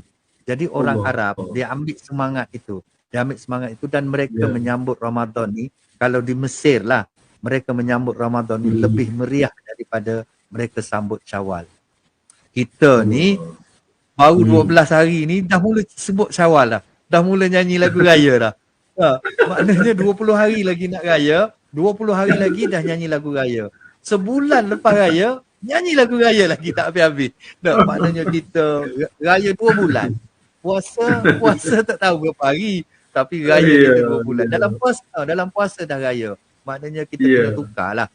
Jadi macam cikgu-cikgu yang bakal cikgu nanti pergi ke sekolah, kena tukar mindset, ubah pelajar kita nanti di sekolah kan, supaya Ramadan ialah bulan yang sangat special, yang sangat istimewa, yang disebut dalam Quran. Syawal special bagi kita, special juga, tapi dia tak sebut dalam Quran. Sebab itulah sebabnya nak suruh kita meraihkan Ramadan ini, menghidupkan Ramadan ni lebih daripada event-event lain lah. Betul. Okay, teruskan doktor. Kita dah sampai ke US tadi. Sekarang ni kita jam kita 10.57. Jam saya lah 10.57. Jadi mungkin kita ada masa dalam 20 minit lagi ke untuk kita terus. InsyaAllah. Cuma Okey, sebelum saya terlupa Ustaz kan, bila banyak Hmm. kali Ustaz sebut nama Ramadan tadi, sebenarnya Ya. menyentuh hati saya Ustaz, menyentuh hati saya kerana saya baru teringat ni balik semula kepada Jepun. Di Jepun, di universiti saya Ustaz, ditakdirkan Allah, saya berjumpa dengan seorang profesor Jepun yang telah memeluk Islam setelah dia belajar di negara Mesir Ustaz. Dan dia bidang dia, kepakaran profesor ni adalah dalam bidang hubungan antarabangsa, dan sebab itu dia banyak membuat kajian di negara Mesir, negara Jordan. Jadi masa di sana Allah telah membuka hati dia telah memeluk Islam Ustaz sewaktu belajar di Mesir tu, dan kemudian bila dia balik ke Malaysia, balik ke Jepun, dia menjadi profesor di universiti saya. Tapi keluarganya tidak Islam Ustaz. Cuma dia sahaja. Dia sahaja, dan namanya Ustaz saya ingat sampai sekarang, dah sedikit sebab lah bila ingat nama dia kerana dia sangat baik dengan saya, dan namanya adalah Profesor Dr. Ramadan. Ramadan Ustaz. Namanya Ramadan, dan saya pun tanya dia kenapa Profesor pilih nama Ramadan. Kerana dia kata dia telah mendapat hidayah untuk masuk Islam sewaktu sambutan bulan puasa sewaktu dia berada di negara Arab. Di negara Arab ke Mesir saya tak pasti, dan nama dia Ramadan. Dan nama dia Ustaz saya boleh katakan seindah orangnya lah, seindah maksud Ramadan tu, kerana dia bila tahu sebab di universiti saya tu boleh dikatakan saya orang keempat Muslim yang belajar di Daito Bunkai University tu. Saya dengan isteri saya dan kemudian ada beberapa orang, tetapi ditakdirkan dia punya mentee tu kawan baik saya, iaitu nama Kenji dan Hisashi, tu kawan baik saya. Jadi Kenji dan Hisashi mereka pun belajar tentang bidang antarabangsa. Jadi mereka sangat suka berkawan dengan saya bila dia nampak saya ni macam orang asing yang berbeza daripada negara orang Arab yang mereka jumpa sebelum tu. Jadi Kenji dengan Hisashi pun baru tahu saya ni Islam. Dia pun kata, Rosie-san, jom saya bawa you pergi berjumpa dengan profesor yang Islam di universiti ini. Saya pun terkejut lah Ustaz. Saya kata, ada ke orang Jepun Islam? Sebab masa tahun 95 tu Ustaz, di Jepun cuma ada seluruh Jepun ada 1,000 orang saja orang Islam masa ketika itu. Jadi saya pun terkejut sebab dia kata profesor mereka punya advisor lah dalam pengajian mereka Islam. Dia pun bawa saya pergi. Itulah pertama kali saya berjumpa dengan Profesor Dr. Ramadan. Orangnya masa tu dah umur 64 atau 65 Ustaz. Kerana di Jepun umur untuk bekerja ialah sehingga umur 65. Jadi umur 64 tapi Profesor Ramadan ni masih lagi Allahu Akbar. Saya boleh tengoklah nur di mukanya Ustaz. Nur di mukanya, dan dia pun sangat teruja bila tahu saya daripada Malaysia. Kerana sebelum ini walaupun dia dengar ada 2-3 orang pelajar Malaysia tapi tak pernah berhubung dengan dia. Cuma rezeki saya ni kerana kawan baik saya tu Kenji dengan Hisashi tu mereka yang membawa saya perkenalkan pada Profesor Ramadan. Dan Ustaz tahu tak, selepas saya berjumpa dengan dia, terus dia ajak saya pergi rumah dia. Orang Jepun ni jarang suka ajak pergi rumah Ustaz. Kerana dari segi dari segi budaya mereka tak suka ajak kawan-kawan datang ke rumah kerana rumah yang tak berapa besar dan kemudian kos yang tinggi untuk jamu makan. Tapi Profesor Ramadan tu dia kata, Rosie-san, nanti besok datang rumah saya. Datang rumah saya. Masa tu saya tak kahwin lagi. Saya baru tahun 2 saya single. Jadi saya pergi ke rumah dia Ustaz. Dia datang ambil saya. Dan pergi ke rumah dia, dan dia kata jangan bimbang walaupun isteri saya bukan Islam, tetapi dia tahu semua habit tentang orang Islam. Jadi mereka telah menjamu saya makan yang halal semua Ustaz. Jadi akhirnya saya menjadi anak angkat dia lah. Saya terlupa nak cerita yang ni. Tapi bila Ustaz sebut banyak kali Ramadan, baru saya tengok, ya Allah, nama ayah angkat saya rupanya. Dan Ustaz, dia bukan one off punya kebaikan dia. Kerana selepas itu, bila dia tahu saya kahwin, dia siap, dia tak boleh datang ke Malaysia, dia hantar duit apa orang kata, duit ngele lah kan. Orang Jepun ni ngele dia besar. Duit ngele dia bagi hampir RM1,000 pada saya. Lepas tu setiap kali saya boleh saya dapat anak di Jepun, dia datang ke rumah saya bawa isteri dia. Jadi dia nampaklah macam Islamik yang cuba merapatkan silaturahim. Dan bulan puasa Ustaz, ada 2 kali saya pergi berbuka puasa rumah dia. Dia. Jadi itulah saya cuba ingin berkongsi bahawa di Jepun ni orang Islam, orang Jepun bila mereka Islam, mereka betul-betul praktik Ustaz. Mereka ni contoh untuk Profesor Ramadan itulah yang angkat saya. Okey. So kita balik semula ke US.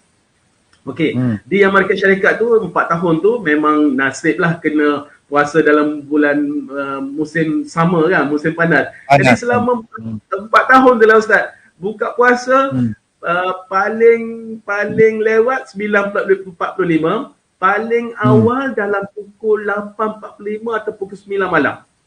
Itu paling awal lah. Okey. Dan cuma maghrib dia lambat Ustaz. Sebab bila dia punya asar pun lambat, and then pukul 8 tu baru nak orang kata nak slow matahari turun. So that's why buka puasa tu maghrib mereka sangat lambat. Okay. Jadi kadang-kadang kita semayang tarawih Ustaz, dekat pukul 12 malam baru habis. Habis tarawih nak sahur dah. Habis tarawih, lepas tu sahur pukul 2 lebih. Ustaz bayangkan tak? Balik rumah kadang-kadang loh tidur mentas sahur dah. Jadi itulah keunikan waktu kami berpuasa di Amerika Syarikat. Cuma kadang-kadang seminggu sekali memang saya bawa family saya pergi ke Denver. Denver tu lebih kurang 2 jam daripada tempat saya. Kerana apa? Kerana di Denver ada kedai menjual ayam dan juga daging halal di Denver. Dan cuma yang special di Denver ni, kedai-kedai halal macam ni yang menjual barang-barang halal cuma ada 2 community saja, 2 grup saja. Satu daripada grup Pakistan, Pakistan, dan satu lagi daripada grup Somalia Ustaz. Grup Somalia. Orang Somalia ni memang ada kedai halal di US ni kebanyakannya. Dan mereka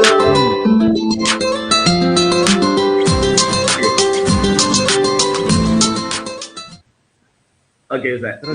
Okey. Jadi mereka ni memang saya ingat lagi ada 2 kedai.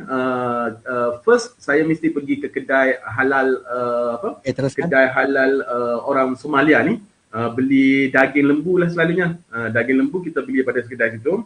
Dan kemudian untuk rempah ratus, untuk cari sedikit barang-barang daripada Malaysia, kami akan pergi ke kedai Pakistan ni. So selama 4 tahun ni kita dah jadi best friend kepada mereka Ustaz. Kerana mereka tahu, Malaysia pasti akan datang beli banyak dengan mereka. Kerana selalunya orang lain datang beli sikit-sikit ya. Tapi orang Malaysia kan, sebab saya juga di US juga saya suka menjamu kawan-kawan datang makan kat rumah. So kita akan beli dengan portion yang banyak. Dan bukan saja kawan-kawan yang makan banyak. Anak-anak saya 4 orang tu pun, Allahu Akbar, memang bulan puasa Ustaz, dia akan makan betul-betul lah. Kerana mereka tahu bila pergi ke sekolah, mereka tak boleh makan. Kerana cikgu di sekolah juga tak benarkan anak saya nombor 1, nombor 2 makan. So bulan puasa tu, ikut mereka minta lah, memang kita akan masak ikut yang mereka nak makan. Jadi, dan kadang-kadang rakan-rakan di Denver juga, ramai juga komuniti Malaysia. Mereka akan jemput kita Ustaz ya, pelajar-pelajar datang makan di rumah mereka di Denver tu.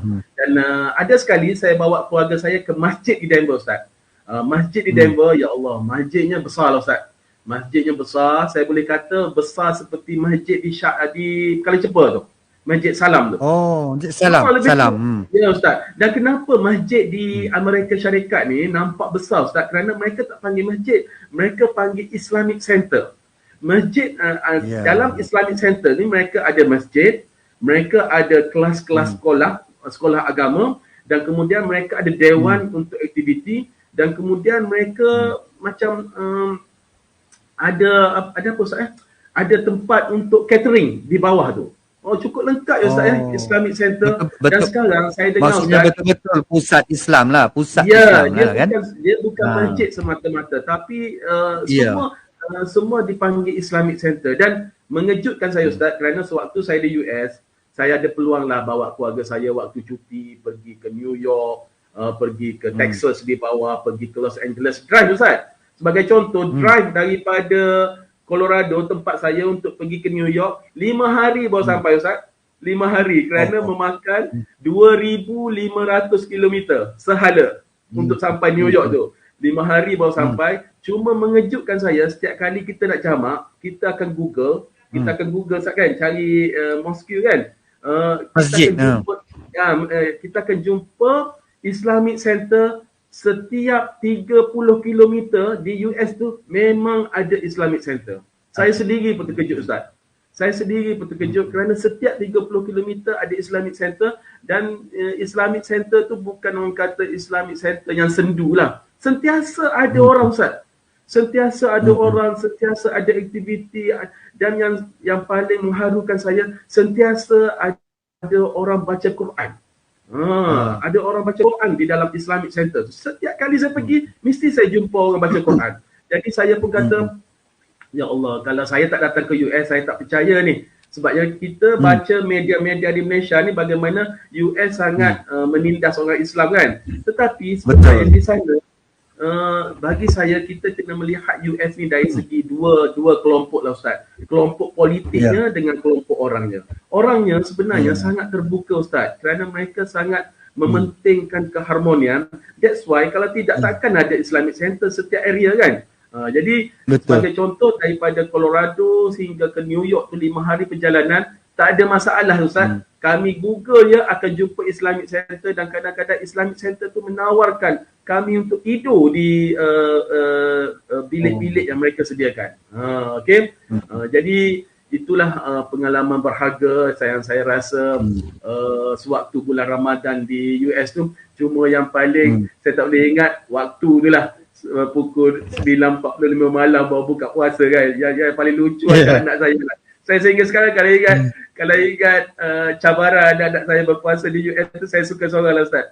Sekarang semua dah besar. So bila kecil macam ada yang nombor 3 tu yang nakal sikit, pergi minum air rumah kawan putih dia, balik dia buat macam so tired, the fasting is so tired, padahal dia tak puasa.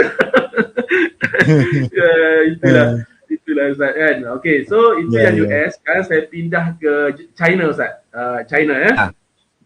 Okay, sebelum tu ya Ustaz. Okay, sebelum nak respon sikit tentang Islamic Center ni.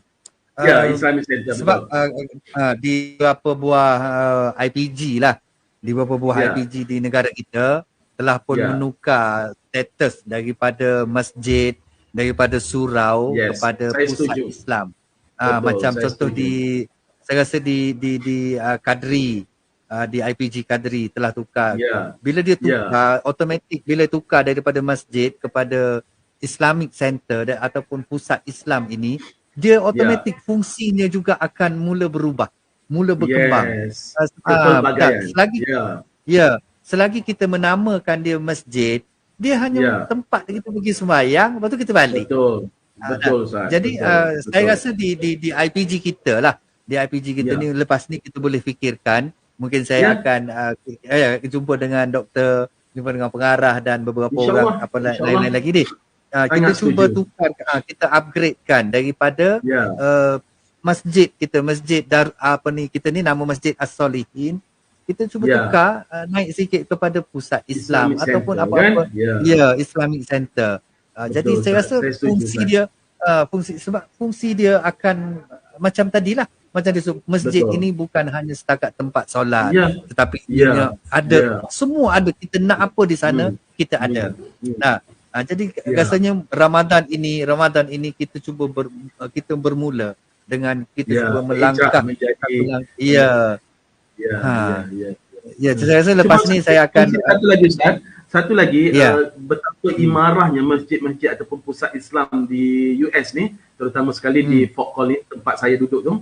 Untuk pengetahuan Ustaz, setiap hari Jumaat Ustaz kan, setiap hari Jumaat kita ada solat Jumaat. Dan solat Jumaat ni memang penuh sampai keluar lah, dan kereta tu macam dekat Malaysia jugalah. Kadang-kadang tengah jalan, tepi jalan orang pakai kereta. Tapi tidak pernah berlaku orang kata perselisihan dengan jiran-jiran sekeliling, kerana mungkin jiran-jiran sekeliling ni sangat memahami hari Jumaat waktu itu memang waktu orang Islam sembahyang. Itu satu, Ustaz. Yang kedua yang mengejutkan saya, sewaktu saya sembahyang Jumaat, waktu dengar khutbah, saya dah tengok ramai orang putih dekat luar tingkap masjid, Ustaz. Saya pun terkejut dah. Saya kata, wah, ni mesti orang nak mari maruah ni. Mungkin kita buat. Masa tu lah, masa mula-mula saya solat di masjid di Fort Collins tu kan. Kok tingkap, Ustaz, memang saya nampak ada dekat setiap tingkap ada orang putih duduk jenguk-jenguk. Saya kata, wah, ni mesti, ni lah agaknya mereka tak suka pada Islam. Pada tu pemikiran saya, sebab saya baru sampai ni. Rupanya, Ustaz, setiap hari Jumaat, selepas sembahyang Jumaat, program masjid ataupun pusat Islam di tempat saya dan saya yakin di tempat-tempat lain, mereka ada aktiviti mengajak orang putih, Ustaz, datang melawat ke masjid. Rupanya yang jenguk-jenguk tu tak sabar nak masuk masjid untuk program, macam program berkolaborasi lah, Ustaz, masjid dan juga komuniti. Dan selepas saya habis solat Jumaat tu, dah habis kan, kita tak ada baca doa ramai-ramai kan, baca doa sendiri-sendiri, dah keluar semua, masuklah, saya rasa dalam satu grup 40 orang, Ustaz, 40 orang orang putih yang daripada sekolah menengah sehingga orang tua masuk, Ustaz, dan mereka duduk dan kemudian imam masjid tu akan cerita tentang what is Islam. Allahu Akbar, Ustaz. Saya rasa sangat Masya Allah, pengalaman yang saya tak pernah tengok lah sebelum ini, di mana rupanya memang aktiviti mengimarahkan masjid itu termasuklah memperkenalkan Islam kepada orang-orang putih di sekeliling itu. Itu bagi saya pengalaman yang sangat menakjubkan, Ustaz. Pengalaman yang menakjubkan kerana saya duk ingat ke orang putih yang duk kat jenguk-jenguk masa kita sembahyang Jumaat tu nak mari marah kita. Rupanya mereka tak sabar nak masuk ke dalam dan untuk mendalami ataupun untuk mengetahui. Bukan maksudnya untuk proses mereka nak masuk Islam, Ustaz. Tapi imam tu bagi tahu ini adalah proses untuk kerana pusat Islam ni di tengah-tengah tengah komuniti, jadi mereka nak hubungan yang baik dengan resident. Setiap minggu, Ustaz, ada program itu. Okey, jadi itulah, Ustaz, saya rasa sesuai dengan hasrat Ustaz untuk berhijrah nama masjid kita kepada pusat Islam. Saya sangat yakin pengarah dan saya juga akan menyokong. Cuma mungkin kita akan lihat bagaimana reliability-nya ataupun bagaimana untuk merealisasikan dengan lebih hebat lagi program-program seusai dengan nama pusat Islam itu. Islamic Center. Ya, kita akan menyokong, Ustaz. Dan sebenarnya sewaktu saya on the way datang ke KL, saya pergi ke Kedah dulu. Saya ke UUM, ada program di sana. Dan jadi saya sampai pagi tu lepas sahur, jadi saya pun nak carilah tempat untuk mandi kan. Jadilah kepala saya ni masjid ya. Masjid. Jadi saya nampak ada sign tentang macam dia tulis masjid itu.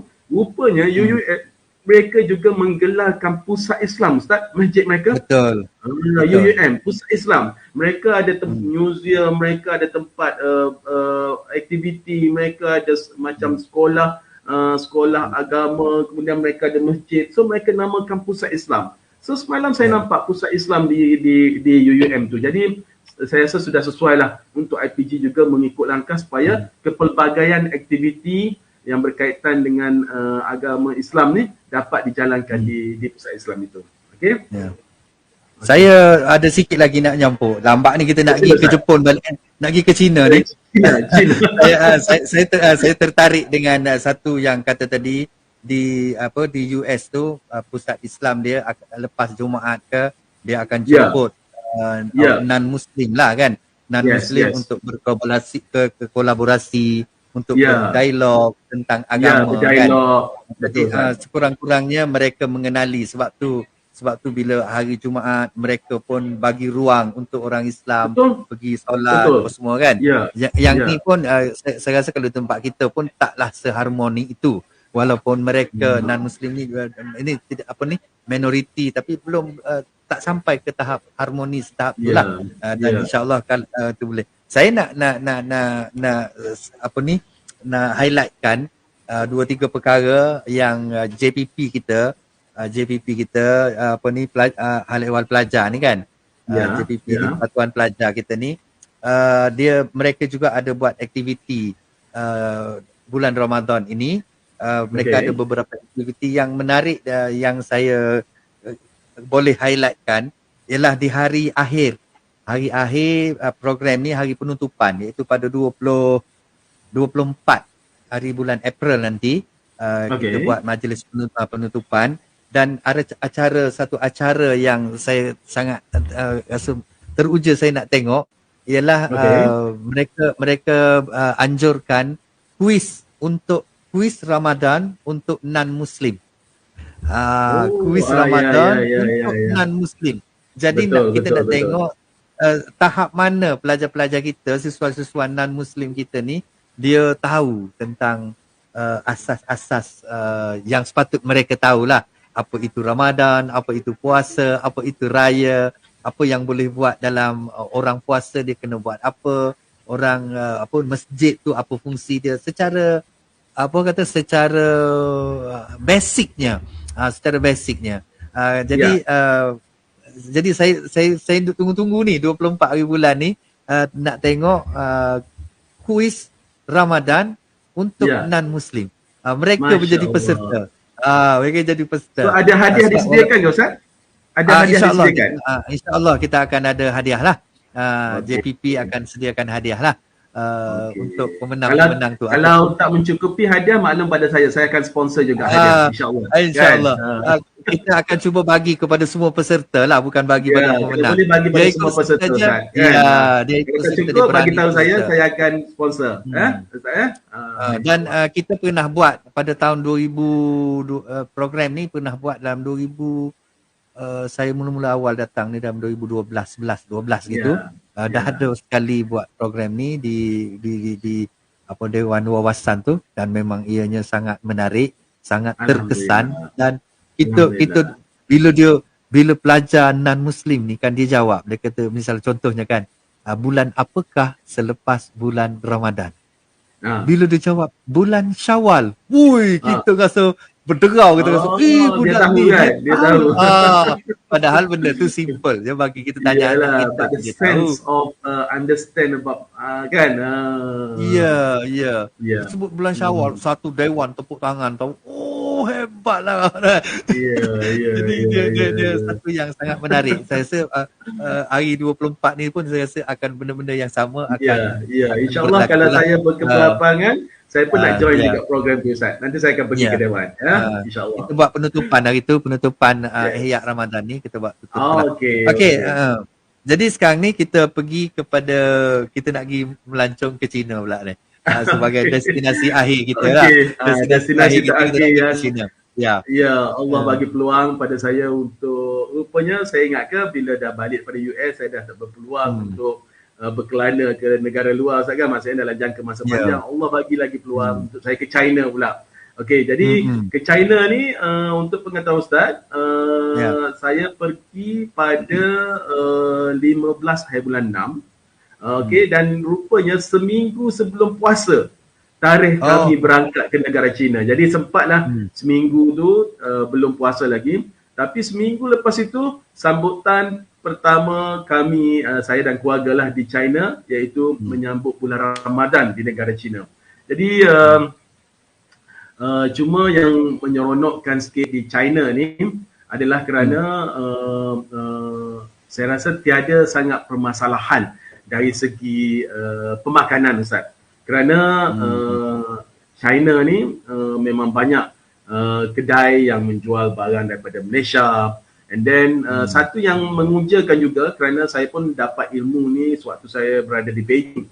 Rupanya kalau kedai makan yang labelingnya warna hijau Ustaz, ataupun dia punya dia punya signboard dia warna hijau, rupanya itu adalah sign kedai makan Islam.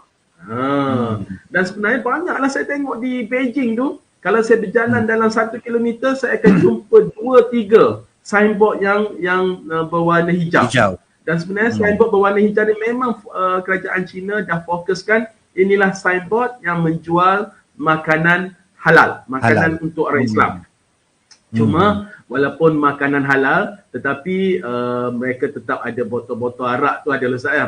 Cuma saya tak tahulah kenapa itu prinsip mereka. Walaupun halal, for sure lah kambingnya semua halal. Tapi kalau dari segi air, mereka akan tetap menjual arak. Jadi tak sempat untuk saya apa orang kata meneroka kenapa ada polisi sebegitu. Tapi boleh dikatakan semua kedai di China ni kedai Islam tapi ada menjual arak. Okey. Jadi menariknya kerana saya sangat suka ya makanan Beijing ni, makanan China ni. Okey, walaupun mula-mula tu tak boleh terima tekak juga. Allahu akbar, apa dia wala jahidai kan. Dan tak boleh terima tekak tu atas dasar halal kedak dalam fikiran kita lah kan. Walaupun saya dah pergi kedai Muslim tapi sebabnya tahap macam mana untuk percaya halal kedak tu pada mula-mula tu masih lagi tinggi, tak percaya Ustaz sebabnya tinggi. Ya kan tapi bila lama kelamaan kita yakin lah Ustaz, kita yakin dan yang membuatkan saya rasa tak yakin tu sebabnya dia setiap signboard hijau tu di kedai di Beijing tu mereka tulis la ilaha illallah Muhammad Rasulullah, tapi tulisannya sebab dia macam khat China kan. Jadi kita nampak macam tulisan Cina. Hak tu jadi macam ragu-ragu tu. Masuk New York, kedai Islam. Sebabnya tulisan di luar tu Cina rupanya. Bila saya lama-lama di Beijing tu baru saya perasan. Rupanya mereka tulis La ilaha illallah Muhammad Rasulullah. Tapi mereka tulis cara rapat-rapat Ustaz. Jadi sebab tu nampak macam tulisan Cina. Tapi bila lama kelamaan perasaan ragu-ragu tu dah hilang. Jadi memang kami sangat sukalah Ustaz makanan-makanan di Beijing tu. Dan berkaitan dengan bulan puasa pula, pada awalnya memang tak ada masalah lah Ustaz sebab anak-anak saya pun dah ada pengalaman berpuasa di US. Jadi pergi ke China tu memang tak ada masalah. Dan dia waktu buka puasa dengan sahur dia, saya boleh katakan dia di tengah-tengah di antara Jepun dengan US. Kalau Jepun tu cepat dah Ustaz ni. Pukul 2.30 Malaysia tu dah buka dah. Kalau di US tu pukul 9.45 malam. Tapi di China ni lebih kurang waktu Malaysia Ustaz. Waktu Malaysia. Kerana waktu mereka pun dengan waktu Malaysia adalah sama. Kalau kita pukul 7 malam, mereka pukul 7 malam. Kalau kita pukul 6 petang, mereka pun pukul 6 petang. Jadi waktu berbuka, kalau di Malaysia berbuka pukul 7.25 malam, di China pun lebih kurang Ustaz. Berbuka mungkin sedikit awalan. Dalam 7.15, 7.10 dah berbuka puasa. Jadi tak ada beza yang tu. Okey. Dan walaupun sewaktu saya berada di China, kedua-duanya juga musim panas, tetapi mungkin berbeza sikit dengan situasi saya waktu duduk di Jepun, duduk di US waktu tu saya pelajar. Jadi pelajar ni kita rohoklah sikit ni nak urus keluarga lagi, lepas tu tak ada kereta, jalan kaki dan saya cuma ada basikal. Tapi di US ada kereta, tak ada masalah. Di Jepun dululah tak ada kereta. Jadi ialah kehidupan sebagai seorang pelajar setara itulah. Tapi di China ni alhamdulillah lah bila dapat status diplomatik Ustaz, waktu di China kita disediakan kereta, kita ada pemandu. Jadi nak pergi ke mana-mana memang pemandu sentiasa tunggu depan rumah dan bawa saya dan keluarga untuk ialah pergi makan ke, pergi shopping ke. Jadi alhamdulillah Ustaz, itulah sedikit kelebihan. Dan dalam bulan puasa tu memang perkara yang saya dan isteri saya suka ialah pergi ke market mereka Ustaz. Pergi ke market Cina ni. Saya boleh katakan lebih kurang market cokit market mereka ni. Jadi kita boleh lihat the real of market lifestyle. Kalau di China tu, di Beijing tu.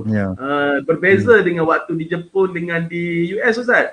Di Jepun, di US kita pergi market sangat eksklusif. Kerana di US marketnya semua macam Aeon kita dekat KB Mall tu. Market dalam mall lah kan. Di Jepun pun sama. Tapi kalau di China, market dia memang open market macam tempat kita. Dan bulan puasa, kita dapat tengoklah betapa ramai Muslim China memang datang membeli belah barang-barang untuk buka puasa dan kemudian daging halal juga ada dijual di market tu Ustaz. Cuma daging halal dijual di sebelah tidak halal. Dan kadang-kadang kita nak beli tu rusing yolo ke halal walaupun tulis atas tu halal. Dia lalak hok ni. Tak, lalak hok ingat sebelah sana yang mari hinggap ni. Lalak. Ataupun pinjam. Semua yang kita rasa confidence bila beli tu, selain daripada mereka juga tulis la ilaha illallah Muhammadur Rasulullah di atas kedai daging mereka tu. Pun dipakai yang putih, Ustaz. Di Beijing ni nak menentukan kedai tu halal atau tidak, signage-nya kalau yang perempuan, yang lelaki memang pakai kopiah lah. Yang perempuan pun pakai kopiah juga, Ustaz. Pakai kopiah putih. Kopiah juga. Memang putih juga. Ya, memang mereka akan pakai walaupun mereka tak pakai tudung, tapi mereka pakai kopiah putih. Kopiah macam songkok tapi warna putih lah.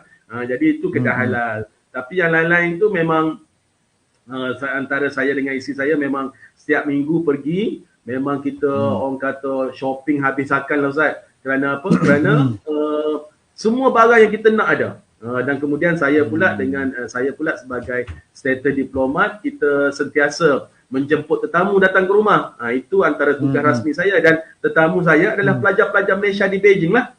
Boleh dikatakan, Ustaz, waktu saya berada di Beijing, rumah saya tu setiap hari akan dihadiri oleh pelajar-pelajar Malaysia yang seramai 6,000 orang di seluruh China. Di Beijing ada lebih kurang 1,000 orang. Jadi untuk bulan puasa memang boleh dikatakan setiap hari saya jemput, tapi tak jemput sekaligus lah sebab ramai kan. Saya jemput kadang-kadang 40 orang, 30 orang. Dan yang saya jemput bukan sahaja pelajar-pelajar Muslim, tetapi juga pelajar-pelajar antarabangsa dan juga pelajar-pelajar non-Muslim daripada Malaysia. Kerana bagi saya sangat memahami bahawa pelajar-pelajar Malaysia ni sangat rindukan keluarga mereka di Malaysia. Tapi mereka tak dapat berbuka puasa bersama. Jadi saya dengan isteri saya lah kita anggap macam pengganti ibu bapa kepada pelajar-pelajar ini. Dan kelebihan yang diberikan oleh kedutaan bila kita bertugas di kedutaan, Ustaz, mereka memang menyediakan satu rumah yang sangat besar lah. Dan sewa yang sangat tinggi. Jadi kalau sewa yang sangat tinggi, rumah yang sangat besar, cuma saya dan keluarga saya sahaja yang menikmatinya, saya rasa tidak adil. Kerana semua tu datang daripada duit negara untuk kita entertain tetamu-tetamu kita. Jadi memang saya sangat membuka pintu untuk semua pelajar datang, dan memang seronoklah. Dan kebetulan dua anak saya juga belajar di China, belajar di Beijing. Jadi mereka sentiasa bawa balik kawan, Ustaz. Kadang-kadang anak yang nombor 2 bawa balik kawan dia, orang kata satu bah lah. Lepas tu kadang-kadang anak yang nombor 1 tu, dan kadang-kadang saya panggil pelajar MARA, pelajar JPA datang dan bertarawih dan bersemayang di rumah saya, Ustaz. Jadi itulah sedikit perbezaan berpuasa di China. Dan ada satu kali, Ustaz, saya outstation. Saya banyak outstation di Beijing. Tugas saya adalah untuk menjadi pengarah marketing dan juga promotion higher education Malaysia di sana. Jadi ada satu kali saya pergi outstation ke satu bandar yang dipanggil Yinchuan. Itu pertama kali saya pergi dalam bulan puasa, Ustaz. Yinchuan. Saya pergi ke Yinchuan, iaitu di Ningxia, di utara China. Okey, so saya kata, aduh, sahabilah macam manalah. Kalau di Beijing tu tak apalah, saya tahu ramai banyak kedai Islam kan. Di Yinchuan ni saya tak ada idea sebab naik flight sendiri pun 3 jam daripada Beijing untuk pergi Yinchuan tu, Ustaz. Saya kata, aduh, macam mana nak makan. Jadi saya pun bawa lah beberapa bekal makanan daripada Malaysia kononnya kan, daripada rumah saya. Sampai di airport, Ustaz, airport Yinchuan tu, saya terkejut kerana kita keluar daripada airport, driver yang ambil saya keluar daripada airport, sepanjang perjalanan daripada airport ke hotel, saya dapat melihat banyak imej-imej Islam, Ustaz. Sebagai contoh, tiang lampu, macam tiang lampu di Putrajaya. Imejnya Islam, ada lampu Aladin, ada lampu, saya kata, macam hari negara Arab lah pula, saya kata kan. Kenapa Yinchuan macam ni lah? Lepas tu, bila saya sampai di hotel juga sangat alert terhadap orang yang berpuasa ni. Walaupun saya duduk hotel tu, hotel Marriott, tidak saya hotel Western, tetapi pekerjanya China sangat alert dan mereka telah menyediakan satu ruang untuk orang Islam berbuka puasa. Okey, itu yang satu. And then keesokan harinya bila saya meronda bandar di Yinchuan tu, terkejut, Ustaz, kerana ada satu taman tema yang saya pergi. Taman lah, bukan taman tema, taman. Saya dapat mendengar nasyid lagu Raihan. Saya kata, aku ni bermimpi ke? Betul ni, dengar lagu Raihan. Itu lagu apa, lagu yang famous Raihan tu? Adalah satu lagu Raihan yang famous. Saya tanya yang membawa saya tu orang Cina di situ. Dia kata betul. Dia kata sebenarnya Yinchuan ni adalah bandar angkat kepada negara Kuwait rupanya Ustaz. Bandar angkat kepada negara Kuwait. Jadi banyak dana daripada negara Kuwait telah diletakkan di Yinchuan ataupun di Ningxia untuk pembangunan Islam. Dan sebab itu mereka ada taman monumen Islam, mereka membuat tiang-tiang image-image Islam. Dan yang lebih mengejutkan saya Ustaz, di Ningxia tu, maksudnya Ningxia ni macam negeri Ningxia province ni, mereka ada 4,000 masjid Ustaz. Ustaz boleh percaya? 4,000 masjid. Bayangkan, saya terkejut mendengarnya. Dan memang di bandar Yinchuan tu sendiri, merata-rata masjid Ustaz. Merata-rata masjid. Dan yang mengejutkan saya, setiap kali sembahyang Jumaat tu memang penuh lah, sebab saya sempat sembahyang Jumaat. Memang penuh sampai melimpah-limpah kat luar. Dan kemudian setiap kali sembahyang fardu dan sempat saya berterawih, memang orang memang penuh Ustaz. Jadi saya rasakan bahawa China itu memang kuatlah Ustaz, dia punya Islamiknya, cuma mungkin kerana mereka consider as dulu sebagai negara komunis, iaitu cuma ada satu pegangan saja, jadi mereka tak war-warkan kepada dunia bahawa mereka benarkan sebenarnya untuk aktiviti Islamik ini. Dan ada sekali tu saya pergi berbuka puasa di Yinchuan tu, di kedai halal. Memang bosnya, saya ingat lagi namanya Abdul Rahman Ustaz. Cina Abdul Rahman.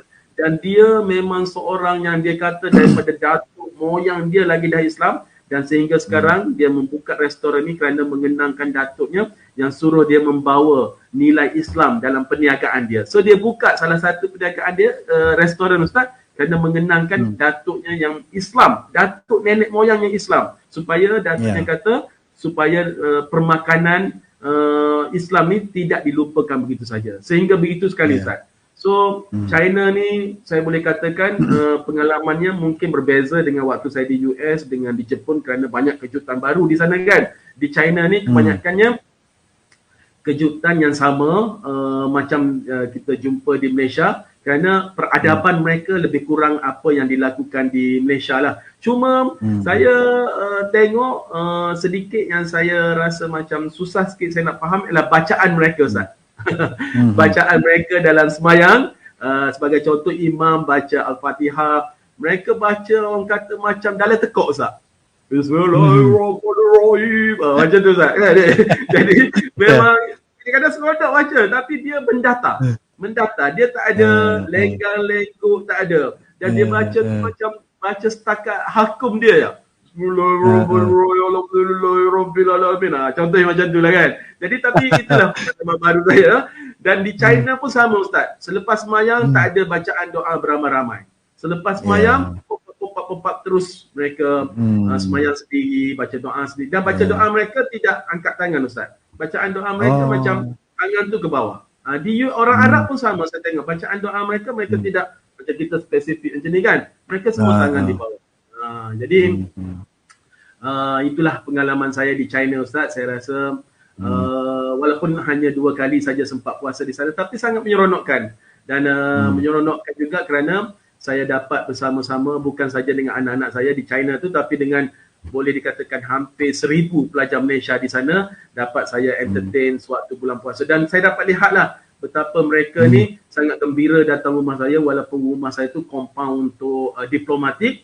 Tapi bila mereka datang, wah, mereka rasa macam, setiap kali mereka datang Ustaz kan, mereka kata macam, wah Dr. Uzi, saya rasa macam datang raya lah tengok saya pakai baju baru, sebab nak datang rumah kedutaan kan. Jadi kita rasa sangat gembira dapat menggembirakan anak-anak itu, kerana kawasan-kawasan diplomatik ni selalunya eksklusif, dan mereka kata, wah, tak pernah bermimpi pun nak datang rumah diplomat kan. Tapi saya sangat membuka pintu, jadi bila setiap kali mereka datang, mesti mereka akan pakai lawa-lawa Ustaz. Kerana bagi mereka, datang ke rumah diplomat ni macam datang beraya, padahal datang buka puasa je pun kan.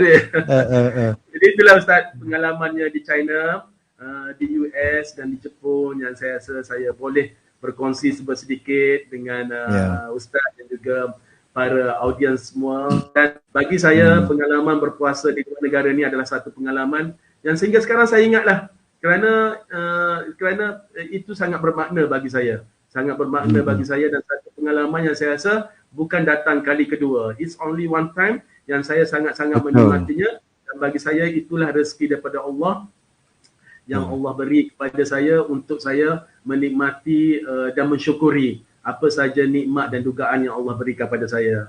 Okey? Okay, Ustaz, terima kasih. Jadi saya serah balik pada Ustaz. Silakan. Ya. Okey, terima kasih Dr. Muhammad Rozi, Timbalan Pengarah. Saya bila kita duduk dalam webinar macam ni, saya tak rasa Dr. Rozi ni Timbalan Pengarah sebenarnya. Masih lagi rasa. Tapi kalau dia kita sahabat berjabat, walaupun berlaku kita tetap sahabat baik kan. Sebab kita bila dengar cerita tadi tu dia rasa macam kita berborak dan saya rasa saya melayang pergi ke China dah ni. saya rasa masa saya yang dah pergi ke China. Ustaz kena pergi tu Yun Chuan. Ustaz kena pergi Yun Chuan baru Ustaz InsyaAllah. percaya kata saya. Sebabnya Ustaz akan dengar Raihan menyanyi di taman mereka. Betul. Right. Ada lagu Raihan ni, ada album dia yang dia ada campur lagu Cina. Lagu Melayu, lepas tu lirik dia Cina pun ada. Saya tak ingat. Memang ada. Okey. Jadi sahabat-sahabat sekalian, kita berada di akhir dah ni. Kita nak berhenti dah ni, tapi sebelum tu saya nak buat sedikit rumusan yang saya dapatlah daripada cerita-cerita tadi. Sebenarnya cerita-cerita tadi tu dia memberi cabaran kepada kita, menjadi cabaran kepada kita yang duduk di dalam negara yang sangat selesa ini. Kita ni duduk dalam negara yang puasa kalau panas pun tidaklah sepanas mana. Kita hanya puasa dalam 12 jam lebih-lebih sahaja. Tidaklah sampai di US tu puasa sampai 18 jam. Saya dulu pun pernah duduk di Mesir. Saya pun pernah mengalami puasa musim sejuk, puasa musim panas. Tapi tidaklah sampai macam US ekstrim macam US tu. Kalau musim panas, kita hanya dalam 14-15 jam kita puasa. Tapi kalau musim sejuk, kita juga puasa pendek sikit dalam 11, 10, 9 gitulah. Paling cepat pun 9, 10 jam gitu. Itu pun dia tidak ekstrim sangat lah. Tidak berapa Tapi itulah keadaannya. Sejuk dengan cabaran sejuknya, panas dengan cabaran panasnya lah. Jadi ada cabaran. Puasa ni memang cabaran pun.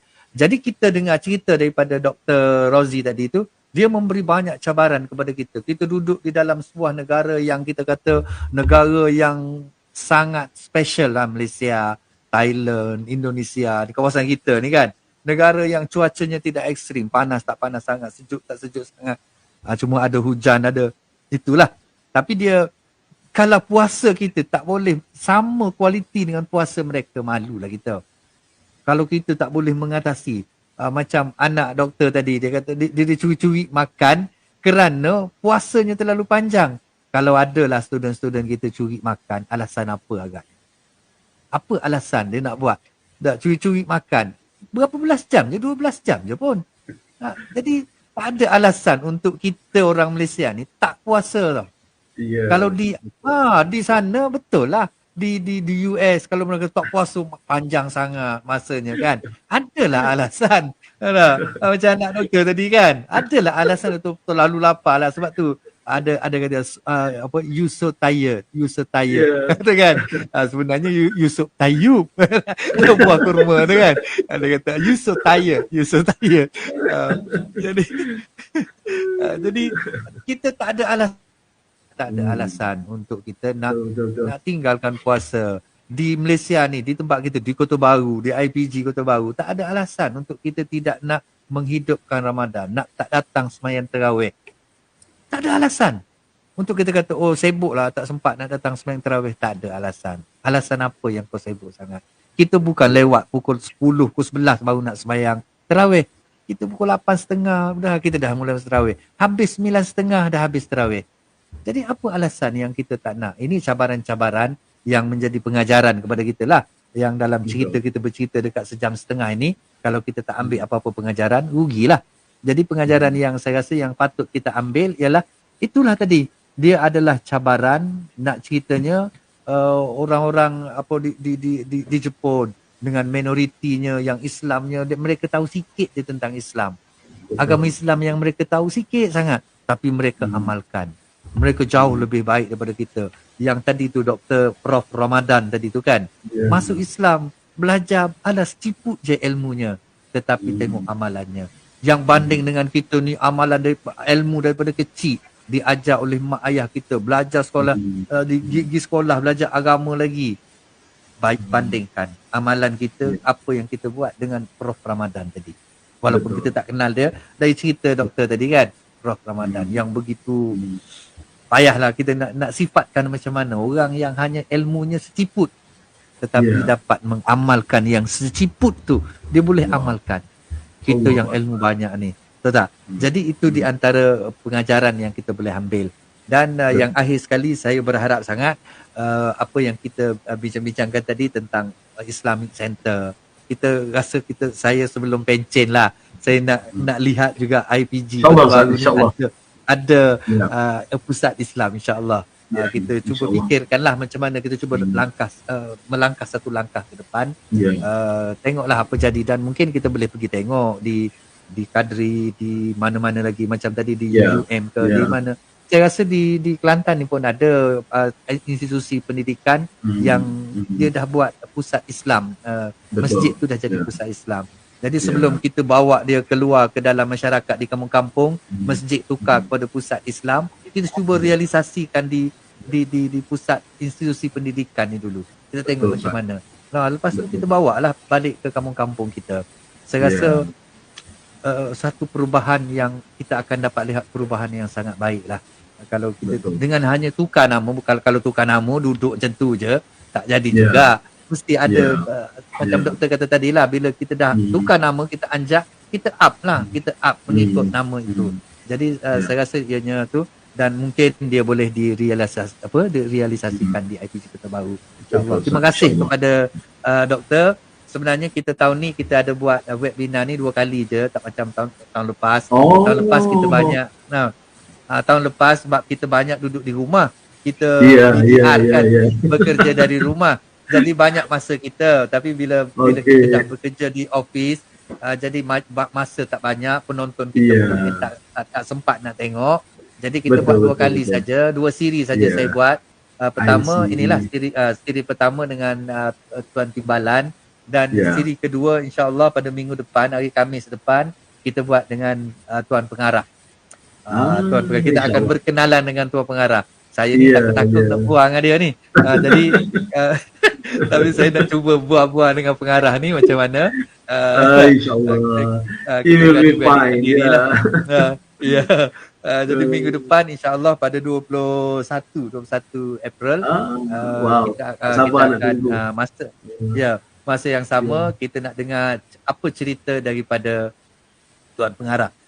Jadi mungkin dia kita tak tanyalah Ramadan di mana, kita mungkin tajuk lain lah.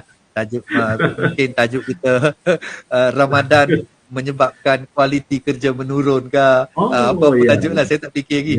Saya tak fikir. Saya cuba bincang dengan pengarah nanti apa yang dia nak sampaikan. Jadi kita tunggulah pada minggu depan insya-Allah. Di samping tu juga Jabatan Pendidikan Islam juga ada buat khusus bengkel celik tajwid. Kita dah buat siri pertama hari tu pada hari Ahad baru ni, 10 hari bulan baru ni kita dah buat siri pertama yang dikelolakan sepenuhnya oleh KJ Ustaz Abdul Aziz Zaki. Dan pada minggu depan ada lagi hari Ahad 17 April, siri celik tajwid yang kedua yang akan dikelolakan oleh Dr. Ridwan Yusof dan juga Ustaz Fahmi, Ustaz Ahmad Fahmi. Dua orang ni akan handle celik tajwid 2. Dalam program ni bukan kita suruh peserta baca Quran, tidak. Mungkin kita akan ambil satu ayat saja, kita perbetulkan. Mungkin macam minggu lepas, hari Ahad lepas, saya ikut juga Ustaz Aziz hanya bawa surah Fatihah. Jangan kita baca Fatihah macam orang Cina. Tu dia bismillahirrahmanirrahim. Macam tu lah. Macam kita baca cara Malaysia kita. Kita baca cara Malaysia kita. Jadi Ustaz Aziz ajar lah. Orang Cina macam tu, dia Cina. Dia cakap pun macam tu kan. Kalau Cina tu kan. Jadi dia baca Quran pun macam tu juga. Sama je lah. Jadi Celik Tajwid ni kita ada 3 siri dan siri yang akhirnya ialah pada 24 rasa gitulah. Bukan. Saya tak nampak lah tulis dekat situ. Tapi hari Ahad ni dan hari Ahad satu lagi. Untuk apa nama ni Celik Tajwid. Kita ada 3 siri terbuka kepada ini kita buat di Dewan, kita tak buat live macam ni, buat di Dewan di bilik gigih sana.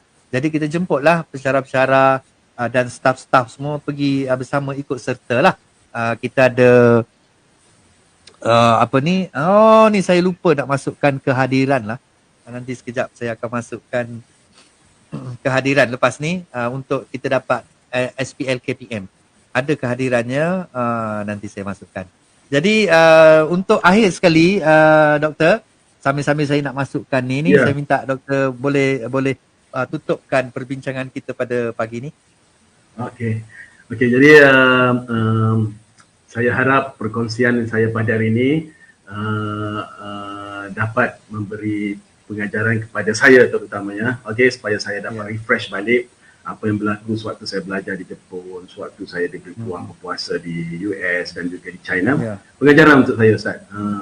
Sebagai contoh pengajaran yang sangat melekat di hati saya, bagaimana orang Arab tu tengah buat research pun, tinggal kerja and then pergi ke masjid yang naik keretanya hampir 5 minit daripada universiti, Ustaz.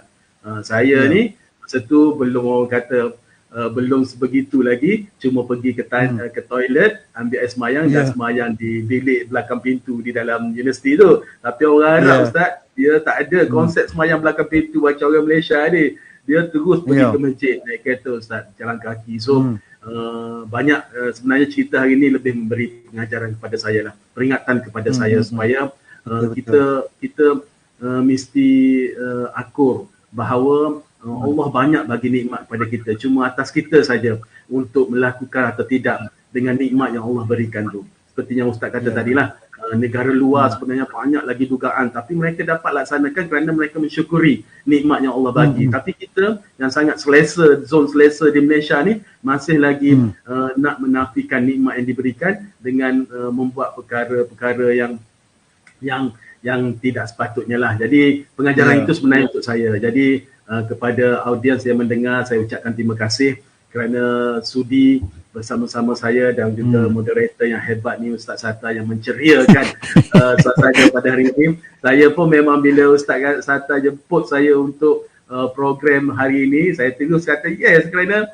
bagi saya dia sekurang-kurangnya dapat memberi nostalgia balik pada saya. Walaupun Jepun tu dah hampir 24 tahun dah, umur anak saya dah 24 tahun dah, tapi saya rasa setiap butir apa yang saya lakukan di Jepun daripada tahun pertama hingga tahun kelima masih lagi hangat dalam kepala saya, Ustaz. Kerana bagi saya we need to learn from others, barulah kita dapat mengenali diri kita sendiri. Sebab kalau kita tengok kehebatan kita, sebenarnya kehebatan orang lain lebih hebat sebenarnya yang boleh kita pelajari. Jadi itu juga amalan yang saya lakukan, Ustaz, melihat berdasarkan pengalaman supaya kita sentiasa mensyukuri atas apa yang Allah berikan kepada kita. Jadi terima kasih kepada Ustaz, sahabat yang dikasihi, yang berkolaborasi pada hari ini, kepada rakan-rakan pensyarah dan juga kepada semua siswa-siswi guru. Anda juga akan berpeluang mempunyai pengalaman seperti saya jikalau anda mempunyai keinginan untuk pergi ke luar negara,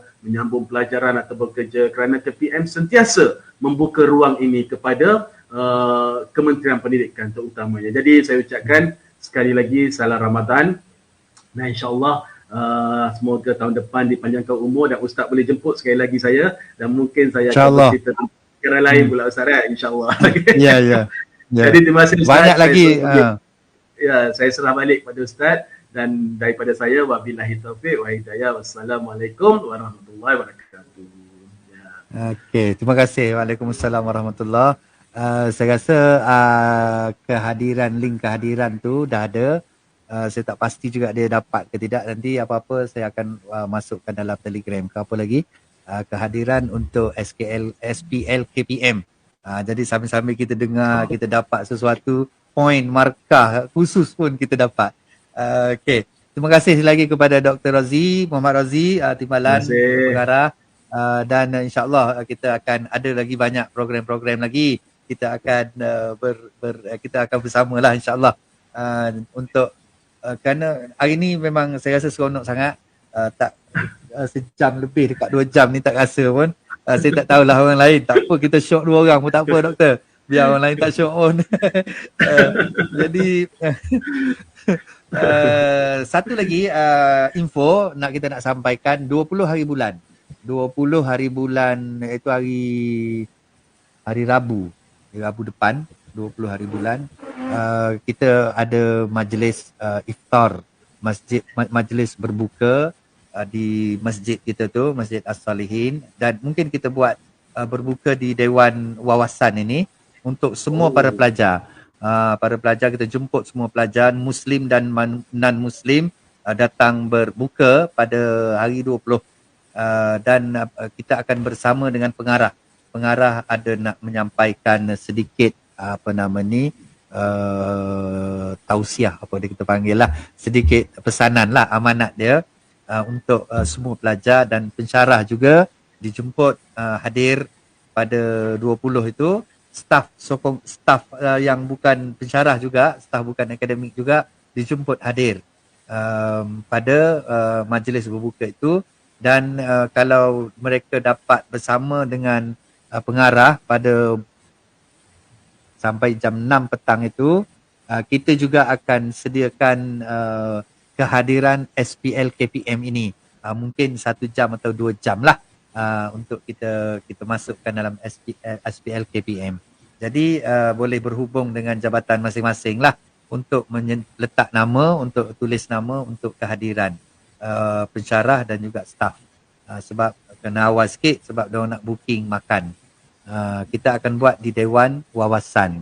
Itu di antara info yang boleh saya sampaikan, dan terima kasih sekali lagi kepada semua sahabat-sahabat kita yang setia di FB IPG Kota Baru ini. Terima kasih juga kepada doktor sekali lagi, dan saya rasa kita akan tutup program kita pada pagi ini. Saya nak tayang satu video lagi, iaitu tentang sambutan Ramadan di di Times Square di US Times Square yang juga di New York. Times Square New York. New York. Di New York. Kita tengok sama-sama, dan lepas tu kita berhentilah. Jadi saya tutup majlis ini dengan aqulu qauli hadza, astaghfirullah li wa lakum, wassalamualaikum warahmatullahi wabarakatuh.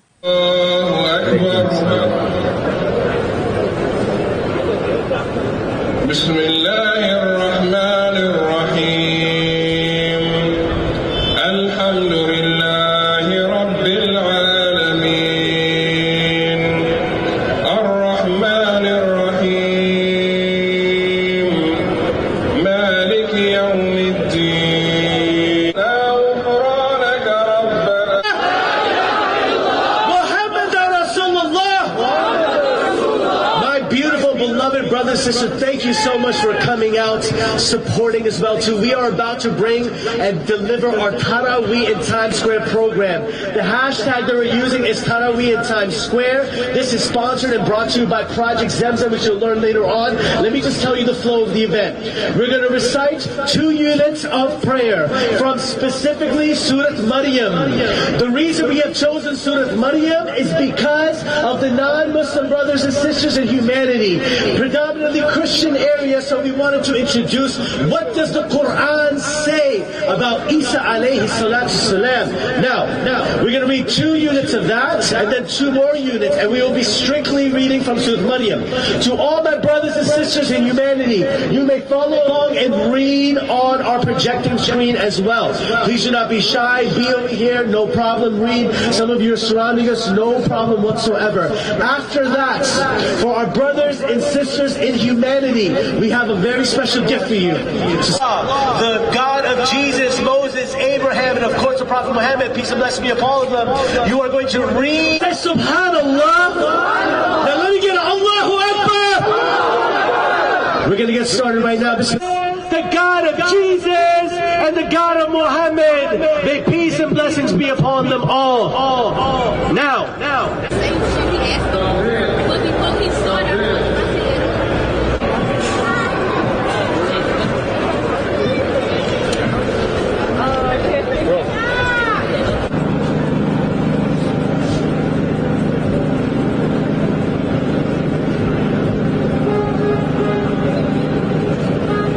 Allahu Akbar.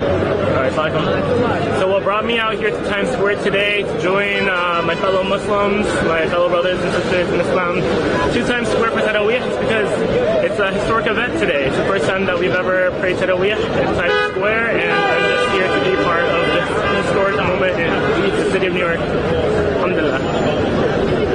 Is that good? You want me to do it? Yeah, you have anything else to say about it? What does Ramadan mean? I mean, the organizers did a really great job, alhamdulillah. It seems like there's a lot of security, which I was very concerned about in the beginning. But it seems like the organizers did such a great job. The security, the safety, everything here has been phenomenal. The organizers have been doing great. Everything has been organized, alhamdulillah, alhamdulillah. It seems like a lot of people took this form of da'wah. They understood the assignment, and it was a phenomenal overall turnout, alhamdulillah. And what's your name again? My name is Emil Statsman. Okay. And you run the Muslim page? Yes. Are you like the editor?